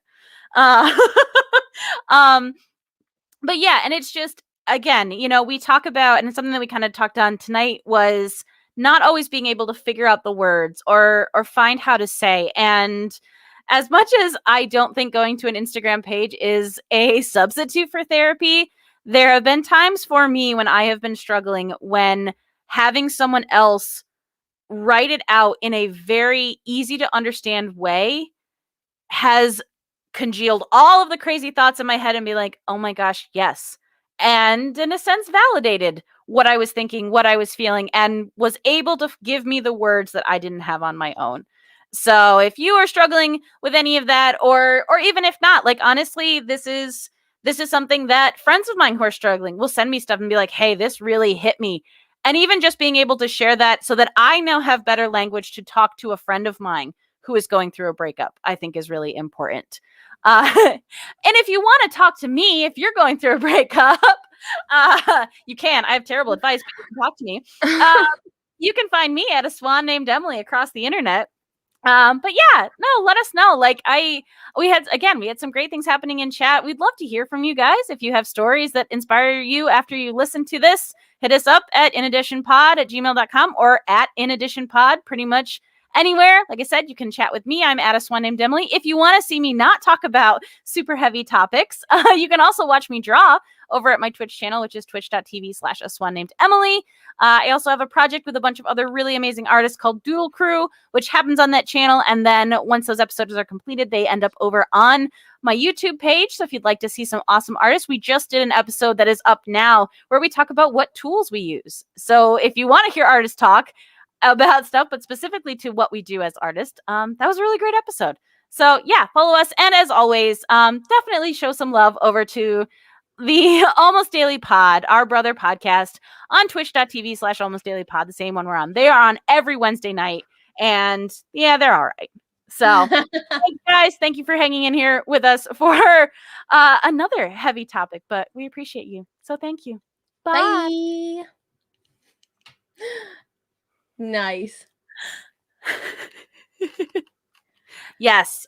Beer and a Penguins game. Yeah, I can talk breakups all day long with beer and a Penguins game. Oh, Yeah. so good. Yeah, I'm less sweaty now, so that's nice. Yay. Yeah, we got the two big ones done. Yeah, now we are free sailing. Also, coincidentally relevant to the next segment or whatever. Those two big reasons that I love Sofia Vergara are her brain and her sense of humor. And Mike just wrote Why would you turn the lights on? It's creepy and weird. Okay, I like being a little goblin troll. Yeah, I want to be a cave demon. That's actually a really good point. It's like she's a reincarnation of Carmen Miranda and Lucille Ball put together, and she does it in 2 languages, and she's unbelievably gorgeous. I have so much respect for female comedians in general, like just in general. But like, damn, Sofia Vergara is so funny, and she's a good actress, and she's sexy as fuck. Like, ridiculously sexy. Yeah, it's. I'm like, no, that's not fair. You can't have all the things. Like, you can't. That's not fair to the rest of us. You can't have all of them. One time when I was feeling bad about my body, I was Googling celebrity measurements because don't ask me why, because that's what I was doing. And I have like roughly the same measurements as Sofia Vergara. So like, I'm not going to brag about it, but like, I'm going to brag about it. I love her. I love her so much. Yeah. Interesting. He might be future skeleton. Yeah. Donald Glover, the male Sofia Vergara, because he's sexy AF and brilliant and funny and Really able to like funny. And a talented musician. Yeah. All right. I mean, yeah. Oh my gosh. I'm sorry. There were definitely times where like I saw that the chat was moving and I was like, nope, still about football, okay, I'm good. Yep. Still about football, Okay, good. Yeah, no, I think, and I was thinking about it when we were talking swear words, the history of swear words doc that's on Netflix with ridiculous Nick Cage. Like it's a genuinely fun ride, like especially if you aren't offended by swear words. But the episode where they covered bitch was very interesting because you had some of the female comedians on there who were talking about that. And I was like, no, I can call my fellow woman a bad bitch, but you heckle me in the crowd with that, and that's a whole different energy. And it was a very fascinating kind of, flip on just this one word. And so Mike, speaking of brilliant comedians, Mike showed me a Key and Peele sketch this morning that it's like they come with their wife and they're like, yeah, so like it's the two husbands together and they're like, yeah, and it was so frustrating. She kept saying this and I was like this and whatever. And I said, bitch. And the other one is like, you really said that? You really said bitch? And he's like, yeah. Like it is, please look, I'll send it to you because I was screaming, like we were in the backyard watching this and I was laughing so dang hard. And I said, bitch. Oh my god, so good. Oh my god. Keegan Michael Key. I mean, damn. And then when he was in the prom and like can sing, and Jingle Jangle. If y'all haven't watched Jingle Jangle, I don't care that it's March. Go back and watch that dang Christmas movie because oh boy, it'll make you laugh. It'll make you cry. It'll make you love Keegan Michael Key more than you ever thought. It'll make you love Forrest Whitaker more than you ever thought possible. Huh. He can sing. Did you know that? I didn't know that. I didn't. Sneaky. Yeah, it's very good. That's funny. Well, and I think because I have certain like memories of when I remember being like introduced to certain comedians, but I feel like Key and Peele for some reason I always associated with Mad TV, and I never found Mad TV that funny. I don't think that's a fair association, but that's just what my brain did. And so like to start to learn about their stuff later on, I was like, oh shit, these guys are really funny. Mm-hmm. Like, they have a really good Othello sketch. It's very funny. I just think they're hilarious. But I like duos, like two people who play really well off of each other. What? So weird. As we talked about Amy Poehler and Tina Fey, I'm just like, just what? It's fine. It's all fine. All right. Don't worry, you'll hear more about Tina Fey in like 5 minutes. Oh yeah. All right. I need to watch Jingle Y'all ready? Speaking of a stolen dance routine. Sorry, that was a really deep cut. It's fine. I don't know what it was. So do you remember Bring It On, the cheerleader movie? Yes, I do. So the dance that they hired the guy to come in and do like that, I think it was right along the lines of that song that they were stealing. So yep. Got it. Why did that stay in my brain? Why couldn't I remember where I parked today at Home Depot? But nope. Honestly, I feel that. All right. Weird stuff You ready for this? I'm ready.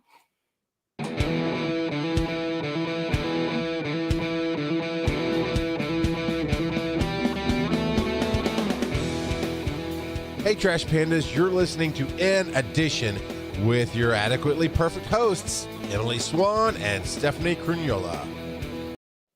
What's up, you trash pandas? I am Kruggles, and this is Swan, and we are talking today about what makes us laugh. For those of you who are listening on a podcatcher, we're live. We're live real human beings right now on twitch.tv/almostdailypod. We're not real live humans right now, because when you're listening to this, we'll be like, not now, but first and third Mondays of every month, you can find us alive on stream. And I promise it's fun. There has been a lot of chat tonight. Most of it has been bashing each other in good-natured ways about football teams and hockey teams. So it's been a nice little night. And we've covered some heavy things tonight. If you've listened to our last 2 episodes, you'll know that that's the case. So we are lightening it up with what makes us laugh. Like, what is something that you can just throw your head back and like let your soul out with a laugh? What are the things that really just make you howl? What are the things that tickle my fancy? Yeah, I guess. I really wanted to rhyme with tickle, and there's nothing good. Like, it's not. There was every way that was going. Say pickle. No, I won't. No, I won't say, and I won't. Just tickle your funny bone. I don't know. Swan, what makes you laugh? Well, and it's funny, as we were talking about sports, I see Artemis Tigers already posted it, but I was about to shout out to say that, yeah, the Penguins just won. So heck yeah. That doesn't make me laugh, though. That just makes me happy. But I I like to say that I am a relatively simple creature when it comes to humor. Like, it doesn't always take a lot to make me laugh. And at this point, I'm okay with that. And as, again, if you're getting to this topic and you've listened to some of our other episodes, you will notice that we did laugh through serious things. So I frequently use humor to help me get through that. But also, I like to laugh. I like to get to the point where we're laughing so hard. So, like, bad puns, I love bad puns. I love them. I make them. I enjoy them greatly. And honestly, what I've realized now is the power and the feeling that I get as I know I'm about to say one, and I'm watching the faces of the people around me because I know they're going to hate it. And that just fills me with even more joy. Like, yes, it's going to be bad. Just wait. You don't even know. Like, you don't know what's about to come out of my mouth. And I'm so excited for this terrible pun that I'm about to drop on you that you will have to listen to and make a face over. So yeah, I like them. They're dumb, but they're fun. They're stupid Okay. fun. We need to talk about puns.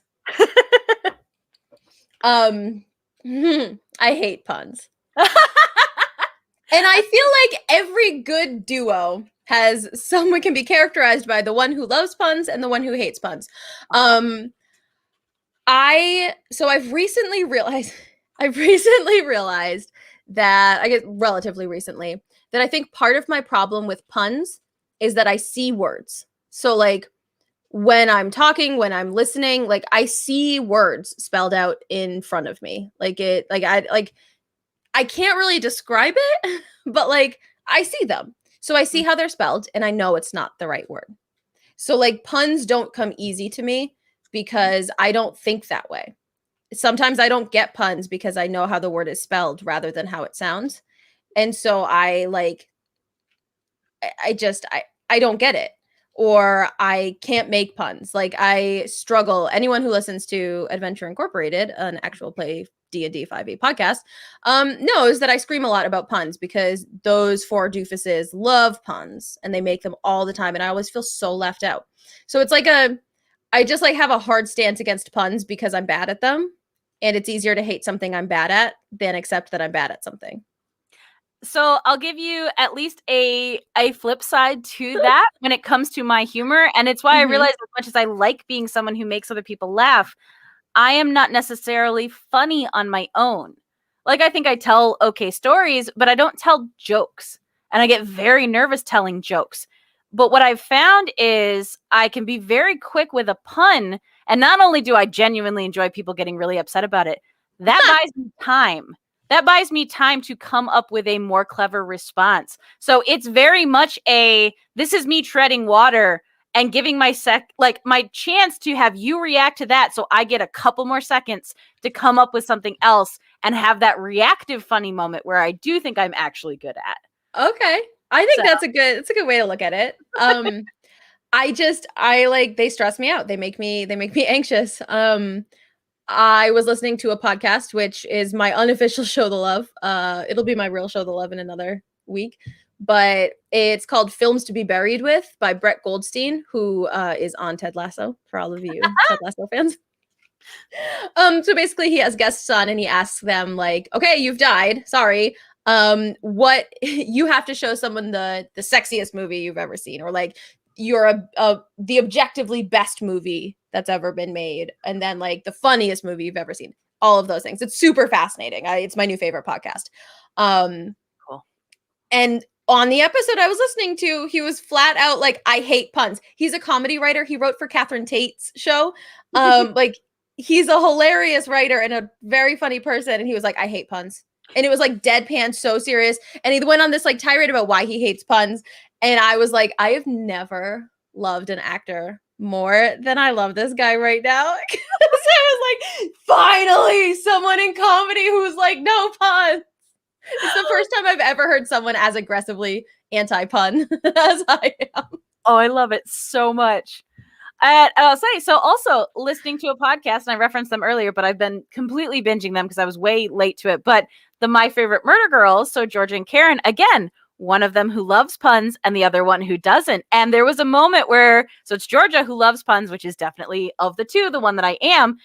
But you have Karen talking about, she's like, I wish you could have seen Georgia's face just now as I watched her craft this and what she was about to say and the look of pure joy. And I was like, so again, friends who know me and who listen to that, they're like, oh yeah, it's you. We watch you make that fit. Like we know something's coming. And I'm just like, yes. Oh my God. So if you are not with us live right now, Raging Lady Boner just put in chat, Hero's legs stretched out on the couch behind Kruggles. It's what is making me laugh right now. And I swear to y'all, this dog can make himself so long that I can't even turn my camera far enough to get his head in the picture. He's just like sprawled out. This is why you need to join us on twitch.tv/HomelessDailyPod to get shots of Hero like this, who is the best dog. Yes, absolutely. Draw me like one of your French poodles pose. 100%. I love it. It's so funny. But yes, I think that I love that dynamic between two people who like one of them knows a pun is coming and the other one is like just so giddy about it, and like it's like this like relationship when you have that pun that's happening that you're like, oh my God, I like, and I'm like, I can't stop it, I can't, no, I know it. And there have been times on the podcast where I will scream before any of them get the chance to do a pun because like I know puns are coming, and I'm like, no, don't do it. So I love it. I love puns it. Puns make you laugh. I will admit, there are some puns that have made me laugh in my life. There has been a pun or two that I have chuckled at. I really love what El Hanley said in chat, that other people laughing makes her laugh. And then she linked to TikTok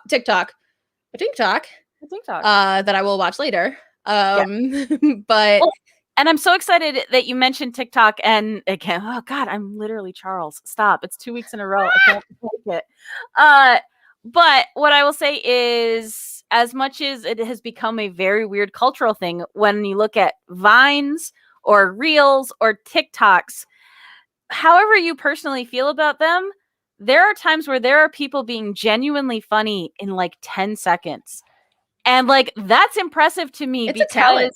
It is. And like, now that I'm spending more time being live on stream or doing live improv or comedy or stuff like that, like, no, this isn't an easy thing. Like, you can, again, pun into it or slip and fall into it sometimes, but some of these are actually really well crafted. And to not have the benefit of we'll say an hour Netflix special where you get a couple of different chances to make the whole crowd laugh. Like, you've got to make someone laugh in the amount of time it takes them not to drag their finger from the bottom to the middle of their screen. That is a talent. And some of that shit is really funny. Yes. Yeah, it really is genuinely clever. Which is like fascinating to me. Like, I don't think I'm funny. I would never in a million years, you could not pay me enough. Well, you could probably pay me enough money to do stand-up comedy. Like, if you were like, I'll give you $5, I'd probably do it, honestly. I'm a teacher. But like, stand-up comedians, I have so much respect for them. I don't find a lot of stand-up funny.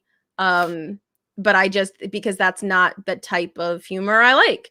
But like, I have so much respect for stand-ups because like the guts it takes to get out there, and like, your job out there is to make people laugh. And that's so scary for me. If my job is to not make people laugh, like, I probably will, kind of like Raging Lady Boner says, like, using humor to deal with trauma, which is 100% what I do.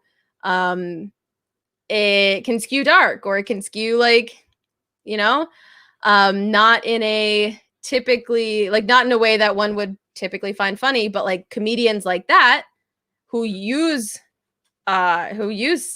pain in their humor. That's what an amazing storyteller is. And conveniently, in this same podcast that I was listening to, he said something about that. He was basically like, anyone who tells a story without humor is doing a bad job. It's failed. Like, if you don't have humor in your drama, you're a failure. That's great.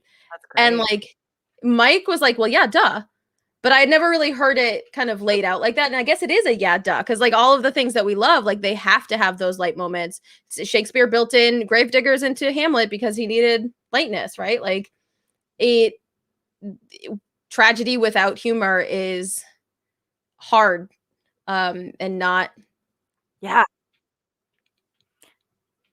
well, and almost it's a weird thing, but and I almost feel like, again, because you give the audience that moment of levity for a second, then when you hit them again, it almost hits harder. Whereas if you just keep like a consistent pain, at a certain point the audience is going to kind of harden or numb themselves to it, or they're just not going to get that impact. But if it's a little inconsistent, and then all of a sudden you catch them off guard with something funny, and then you drop some real shit, that is a much more exciting and unexpected experience. And no, I do enjoy, I like stand-up comedy a lot. I enjoy a lot of it, but I do like the ones, and it's one of those where I'm torn, because I enjoy I know they're going to be okay at the end storylines, and sometimes it's fun to laugh at their pain, but other times I would rather like listen to your social commentary. Like, I don't want bad things to happen to you, because I'm getting like anxious by proxy. Like, oh no, this is bad. No, I don't like it. No, I'm going to fast forward to the next 10 seconds because I don't like it. No. Yeah, that's fair. Tell you what makes me laugh. Everyone's going to groan so hard, and I'm so glad I can't hear anyone in chat. Mike makes me laugh. That's it. Like, I get to marry someone who makes me laugh, and not because like he's trying to be funny, but because he like genuinely is so thanks, Artemis. He's genuinely so funny, naturally funny, that like he just says things. And there are times when like, this has been a shitty year. Like, this year sucks. I hate this year. And there have still been times where I have like thrown my head back and laughed so hard, like just from some stupid shit that he said. Like, I can't even give you an example, because it wasn't even like here's a joke I prepared. It was just like an offhanded comment that just makes me laugh so hard. And honestly, like, that is what has gotten me through this year. That is like, it's so important to me to have that, because like I let myself sink into depression a lot, and there are cycles that I just feel like I can't snap out of, and like then there's this bozo like just being so good and kind and funny that like I can't help but laugh. And it's when you like least want to laugh, you're like, I'm committed to being upset right now.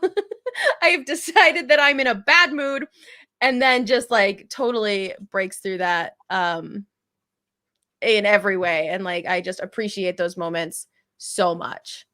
Yeah. Well, I think so. I promise this leads into coupling with that, but I think I learned a lot of the humor that I have from my dad, because he was the one I spent the most time with growing up. But I also watched him and how he interacted with other people, and I realized like I will apologize to people sometimes because I'm not always the person you want at a funeral, which is a weird thing to say. Um, because not only do I cover my own uncomfortableness with humor, I want to make you laugh. And if I can tell you a silly story that either takes you out of the moment that you're in if you are grieving, or just is something funny about this person that we're there to celebrate, then that's what I can do. I don't feel confident. I don't feel like I'm good at just offering comfort in that part, but I can make you laugh. And I think we'll say maybe my crowning moment of this, but also like, oh God, it's cringe like the puns. So a friend of mine, his mom passed away, and it was kind of unexpected, and it was rough. She isn't old enough to be passing away. You know, we're in our 30s, our parents are in their 50s or their 60s. They got more years. They shouldn't be going. And because I was in line with some people and we were telling funny stories and getting up to it, you know, I made people laugh and therefore laughed myself. And some of my friends who were farther back in line heard someone back there comment who wasn't near me, like, I think that was Emily Swan's laugh. And I was just like, oh God. But we talked afterward. And the guy who was my friend who we were there for, he's like, I mean, it's totally inappropriate, but that was really funny. And I was like, that's what I wanted. Because I don't care if, you know, if your grandmother thinks I'm rude. I mean, I do kind of care a little bit. But if I gave you a moment after you've been standing here for 3 hours of you're just like, oh, that's dumb, then that's worth it to me. So I'm happy to be, you know, we'll say in that sense, to play the fool at that part and make you remember, like, yeah, there was one time when I was so nervous to meet your mom and she ended up being really nice, but I was so nervous and I did all these things. And he's like, yep, nope, she thought you were weird. And I was like, that's fair, I am weird. But, you know, that's what I want. I want that moment for my friends, and I want that. And especially when it comes to, you know, to funerals. But I think having a person that you can connect with, like you and Mike have, you know, even in times where, again, you've decided to be really unhappy or you are really low, and you have that one friend is like, yeah, but this thing. And you're just like, son of a bitch, that was really funny. Why are we laughing? We were both crying 2 hours ago and now we're laughing. But that's an important person to have in your life, whether it is your significant other or your close group of friends. Like, that's an important person to have at your side.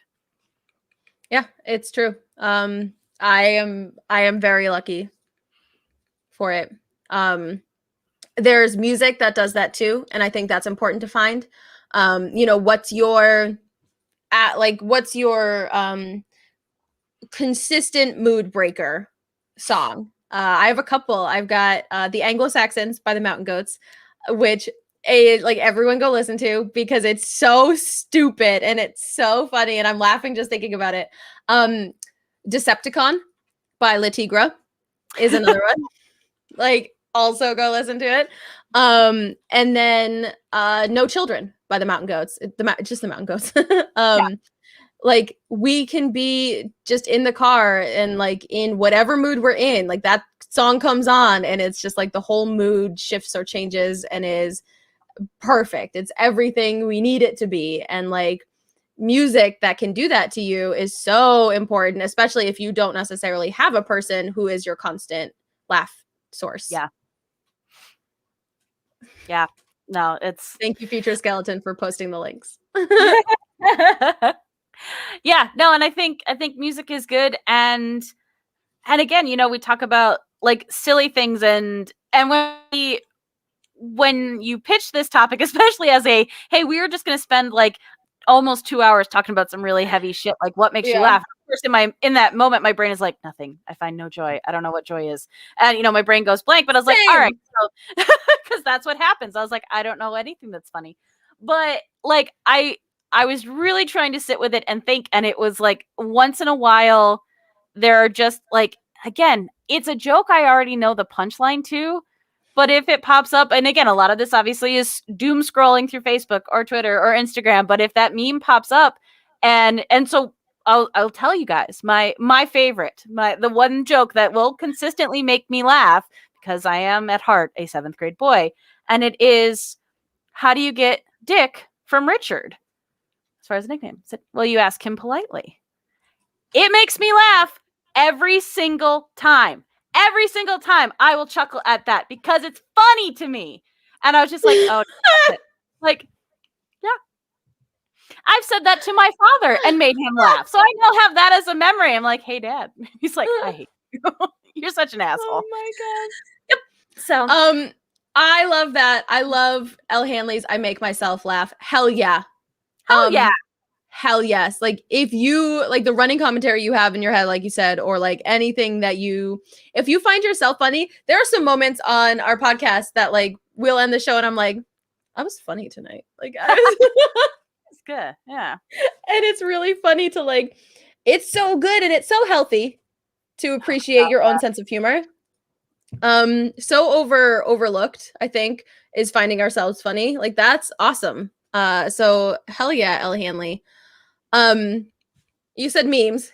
The entire Spark Notes account.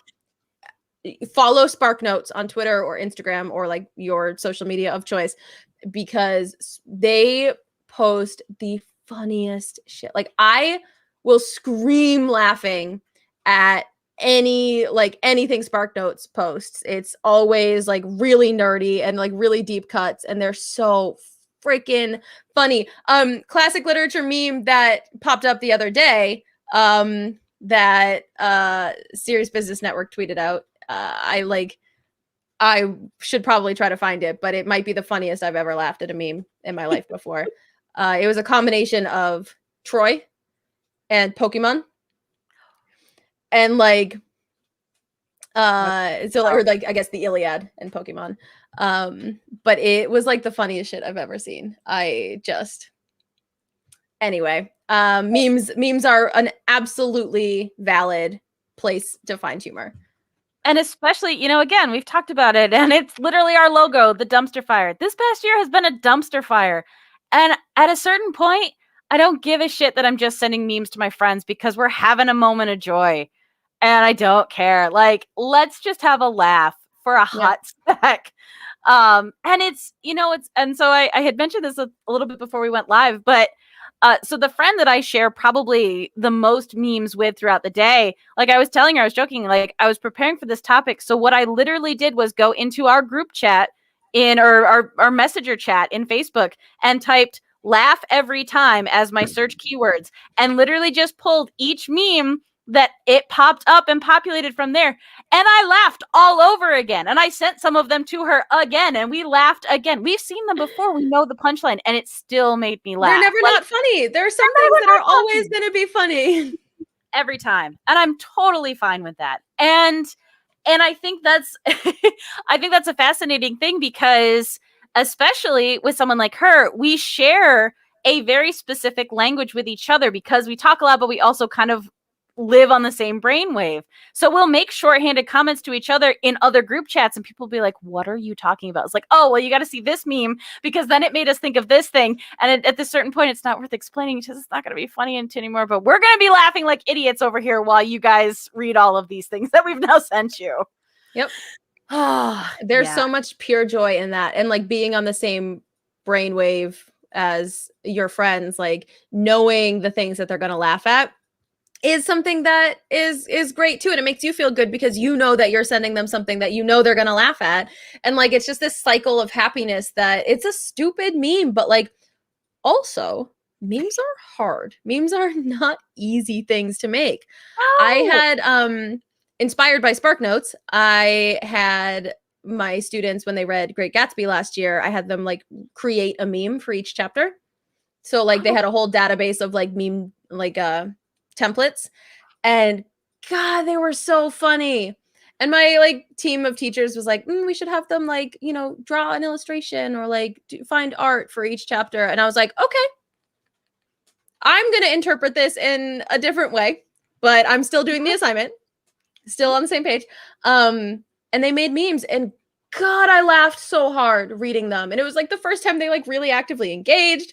Like, so memes are they're great. They're a great way of communicating, and they're a great way of like representing understood knowledge. Like if you can create a meme from a chapter in a book, like I know you read that chapter.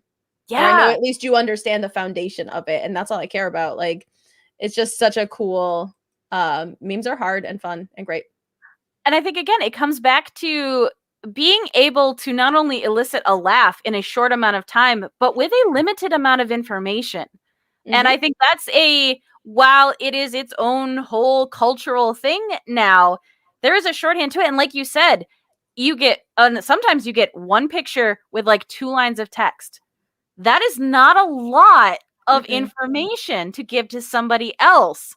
So you have to really, whether you're doing it consciously or subconsciously, you have to really think about like, okay, so how do I get this? Like, this is my punchline. How do I make this work?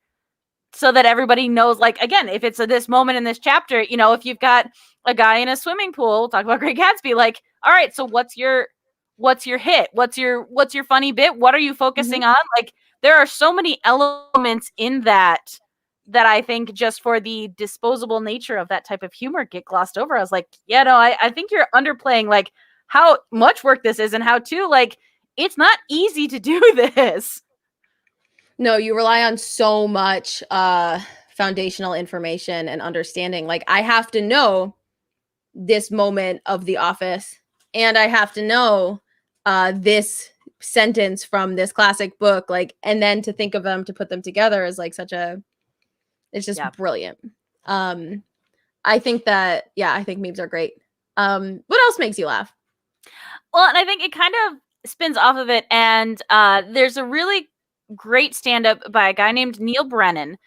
He used to be a writer for the Chappelle Show, which he is very funny about because he's like, because I'm a white dude, and that seemed like a good idea. But he's got this great stand-up where it's 3 mics.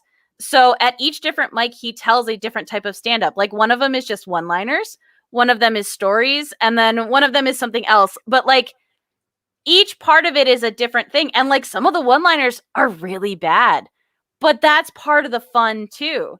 And so it's that, I know we talked about stand-up comedy, but it's also that ability to adapt your comedy to different situations. And we kind of touched on this a little bit, but not that long ago, we were sending each other opening award ceremony speeches by Amy Poehler and Tina Fey. And you talk about people who have to make something topical, have to make it work, and have to make it quick, and also work together with a comedy buddy and play off of each other. And it like that level, it's almost like code switching. That level of not only timing with someone, but writing together. And I think the thing that gets me is the being topical, like being able to make smart comedy about current situations. That's not just the low hanging fruit. Like that impresses me. That's I'm laughing, but also like, I'm kind of impressed because again, you didn't go for the pun. You went for something that's like, oh, that's a smart joke. I like that. Yeah.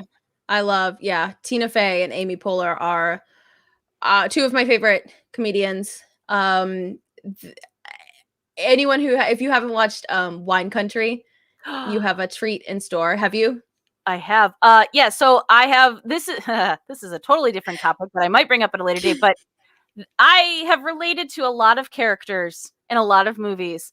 I have not been so accurately represented 99% minus one small detail as I have in a character who was in that movie. And aside from the fact that she likes women and I like men, I was the lesbian friend character in Wine Country. I was like, oh my God, it's me. It's and like there were times where when she like trips and pulls her knee when she's running. And I was like there was a moment where I was about to say something as we were watching it, and she said it, and I'm just like, I'm sitting there, and I'm like, I'm very uncomfortable with how accurate this is to me. Oh yes, my God. it's really fucking funny. Can I just say something? My sisters and I wanted to start a podcast that was called "Can I Just Say Something?" Because like it's such a, oh my God, like no, whatever is gonna follow that Nope. preface, like I don't want you to say. It is such a good, funny movie because it is so relatable and it is so like it's so outlandish and it is absolute farce. Same with School of Rock. Yes. Ugh. I love that movie so much. Like I can't get enough of Jack Black.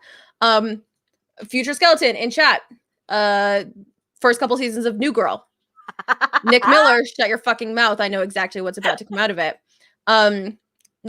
Mike and I are Jess and Nick to a T. Like it is not even funny. It's unsettling how accurate that show is for our personalities. And then when you have situational comedies like that and you relate to them so deeply, it's like, oh my God, why? Like part of it is like discomfort and part of it is you can't help laughing because you're just seeing your flaws and you're like, well, yeah, I'd break for a bird too. Just I break for birds. So that's my life. Yep. Nope. I get that with Leslie Knope and Parks and Rec. And I was just like, yeah, I do want waffles. You're right. You're right, I do. But what I have chosen to take from that now is that, you know, as much as I am profoundly uncomfortable sitting there watching my flaws be displayed, like people love these characters. And I'm going to keep reminding myself of that if they're laughing at that on screen and they're enjoying that genuinely, that doesn't stop once it's not on the screen. So yeah. Well, and it's when it's like, this is, if you have ever acted in a show I've directed, you've heard me say that comedy comes from sincerity. And it's because these people who are fucking up so bad are so sincere. Like they are coming from a good, sincere, kind place. They just don't know how to exist in the situation that they're in a, you know, proper way. Like that isn't funny. But like, because that comedy is coming from sincerity, it can be hilarious. Like we don't feel like we're laughing at them. We feel like this world is a joke and we are free to laugh at it. Yeah. And it's when I think that sometimes my issue with stand-up is like, I know that the point of stand-up is to be funny. But when a stand-up comedian, you can just tell reeks of I'm funny, is when I'm like, God, no. Because it's not coming from a place of sincerity. Or like when actors laugh at not laugh at their own jokes, but like treat their jokes like jokes rather than stories. I think it's hilarious when actors break on like SNL and stuff. Like, yes, it's because it's not about them, it's about their co-stars. Like it's about the people around them who are making them genuinely laugh, genuinely reacting to your friend who is funny. You know, and again, I really enjoy John Mulaney. I like his delivery, I like his storytelling, I like his honesty. And I didn't know this, but when he was writing for SNL and he was writing for the character Stefan, which is Bill Hader, who I love, like he would switch up the dialogue that was on the prompter. So that break that you're watching Bill Hader do is because he's genuinely cracking up at this bullshit that John Mulaney just put up on the screen. It's perfect. I don't want anything else. I want a seasoned comedian who is playing a really good character to break because your asshole friend switched the damn dialogue on you, and now you've got to keep performing because we're stupid live and I have to do this. And it's like when Mike and Anthony have their Pokemon show, their Pokedex show. And like there have been like only like a couple times where they've totally broken.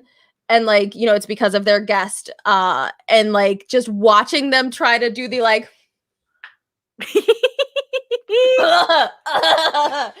cover it. And like and then they get so mad at themselves afterwards, like the behind the curtain, they're like, damn it, I can't believe I broke during that. But it's because they just find so much genuine delight in the people that they choose to surround themselves with That's why it's so funny and so fun. Yeah. Well, I think there's a great thing that you said about like people being real and being really funny. And again, it's not a malicious thing. My mom makes me laugh a lot. She is rarely doing it on purpose. And she will just crack me up and I'll be dying. And she'll be like, "Why are you laughing?" And I'm like, "It's just so funny, Mom." And I love it. Again, it's great. It's great inspiration for comics. It's great like for stories and anecdotes that I tell, but I was just like, no, because you're funny and you don't care. Like you're not going to be embarrassed by this. You're just like, this is just you. And I'm delighted by you and the way that you exist. So, yeah. yeah. Yep. We love laughing. You know what else we love? What else? Our own Twitter. Because we're goddamn hilarious. Yeah. It's fine. So that's all that matters right now. So this episode is coming at you. Oh, pause one real second because Raging Lady Boner just brought up Bill Hader. And oh my God, I feel like I'm the only person on this planet that finds Bill Hader so sexy. And like, I need confirmation. If you also find Bill Hader super sexy, tweet us at inadditionpod or email us at inadditionpod@gmail.com or like find us on Facebook, find us anywhere, like find us in the street and be like, Steph, I also think that Bill Hader is super sexy. Like, I can't describe it. I can't say what it is, but gosh dang, Bill Hader can get it. Like, goddamn. Okay. Anyway. We love our Twitter account because you're listening to this podcast. If you're listening on the podcatcher, it's going to be the last Saturday in March. So all month we have been featuring women-led podcasts or streams or female creators on Twitter. And it has been so much fun to get to explore and consume some new content, new art, new podcasts, new shows. They're good. They're really good. Like everything that we've posted so far has been really fun to get to engage with their content a little bit, shout them out on Twitter. So all month we've been shouting out these amazing ladies on Twitter. So if you go to In Addition Pod on Twitter, follow us, give them likes, give them subscribes. Everyone who's here tonight, go through our list so far. Just give them a follow, give them a like. We kept it to accounts that were like under 2,000 follows already on Twitter because like we want to boost voices that need help getting boosted. So the more you can do to like our tweets, share them, retweet them, follow their accounts, follow their podcasts. Y'all have no idea how much a review goes or a follow or a subscribe on a podcast. Like if you just hit those stars, if you hit subscribe, it can make our day. We're both content creators. And like, I know that I check my podcast numbers for Protest Too Much every couple hours. We just hit 2,000 listens the other day. So like in about 6 months, we hit 2,000 downloads, which to me is like totally bonkers, bananas. But like, it's because we have such a good community that's been so great about sharing things out and liking and subscribing. And I know it's like such a streamer thing, like smash that like button, but do it, y'all. Yeah. If it's one more amazing female creator in your stream, that doesn't sound like a bad thing. There are a lot of voices we got to boost. I am struggling tonight. There are a lot of voices we've got to boost. And we're doing the best we can to do that. So go ahead and follow us at In Addition Pod. Go back through the backlog of all the ladies we've tweeted out and give them some love. Yeah. I'm Kruggles. This is a swan named Emily. We are In Addition Pod. You can find us live every first and third Monday of the month at twitch.tv/almostdailypod. You can find me at Kruggles or on my Shakespeare podcast, Protest Too Much at P2M Pod. You can find us... I think it's past. Go and check it on my YouTube channel. If you search YouTube and a swan named Emily, you can go back and watch the most recent episode of Sketching Shakespeare, which will have happened on the 21st of the month, which is not weird time travel for you. But as Mike was worried about, at no point will we stop being real humans. We will just not be really live humans at the time. So yeah, come time Yep. travel with us, listen to some Shakespeare, and watch me draw some Shakespeare. It is an amazing time. I love this show. I love y'all, and we will see you next week. Yay. Bye. Oh my God, I got so like tongue twisty tonight because I was like I had so many things to say that my brain was just not working fast enough to make them words go through my mouth. Yeah. Well, then I get distracted. I was like, I got to tell this thing. And then I forgot all the other things. I was like, what else was I going to say? It's fine. Also, chat, you guys are on fire. There's so much happening. Right? Like, what is happening? Okay. So I think there's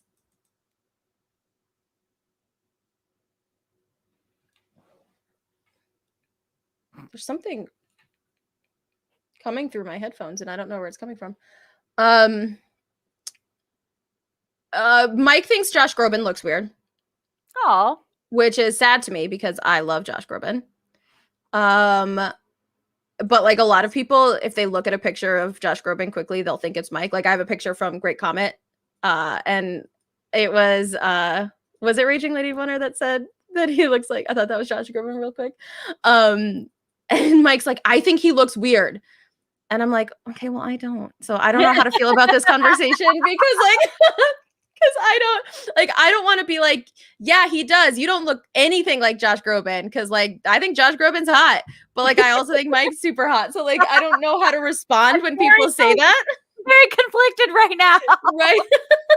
Like, yeah. Oh, Real good looking is the answer. But like also Bill Hader.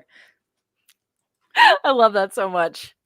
Everyone makes fun of me for thinking Bill Hader's hot, but like I gotta, stand my ground because he is. Yeah. That's it. I'm Thank here y'all for being here tonight. Tonight was silly.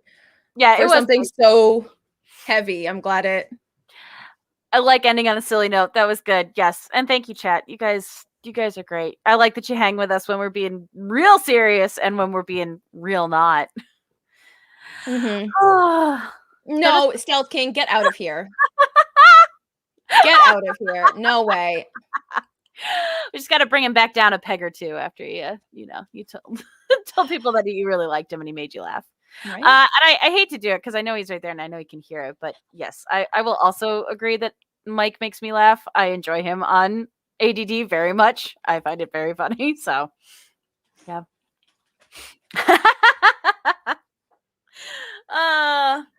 No, it's good. No, you guys are good. Yeah, and it's again, honestly, it's been super exciting to shout out all these female creators.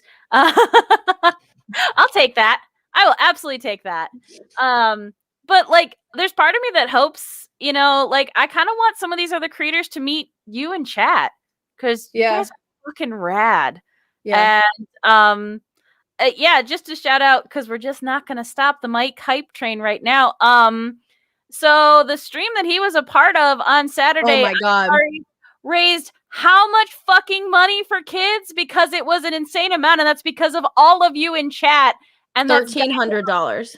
That's $1,300. That's amazing. And, like, come the fuck on. You guys are insanely awesome. Yeah. Yeah. No, the community that has been built here is amazing. Like there's no other word for it. I have allergies in my eyes. I'm sorry. It's really allergy in here right now. It's my forced air heat. Yeah. Yeah, no. I don't have words to appreciate how much the hype from Stealth King and Forging Winton means. Like, yeah. No. Yeah. It's bananas bonkers. It is. Those are the only words I have for it. But this was a good, thank you all for being here tonight, especially this was a kind of a big one for us, I think. Just for what we were tackling, and honestly, having y'all in chat is amazing. It's delightful. It's wonderful. It's really cool. And I think we would probably still do this to dead air, but the fact that it's not dead air is pretty cool. So good. That's so nice. I like it. Yeah. No. No, it's if we hearing that we made you guys laugh or made you, feel heard, that's a huge win. It doesn't get much better than that. So Yeah. Hell yeah. All right. We're going to head out. Thank you guys. Have a great night. Enjoy. We love you. Yes. Bye. Bye.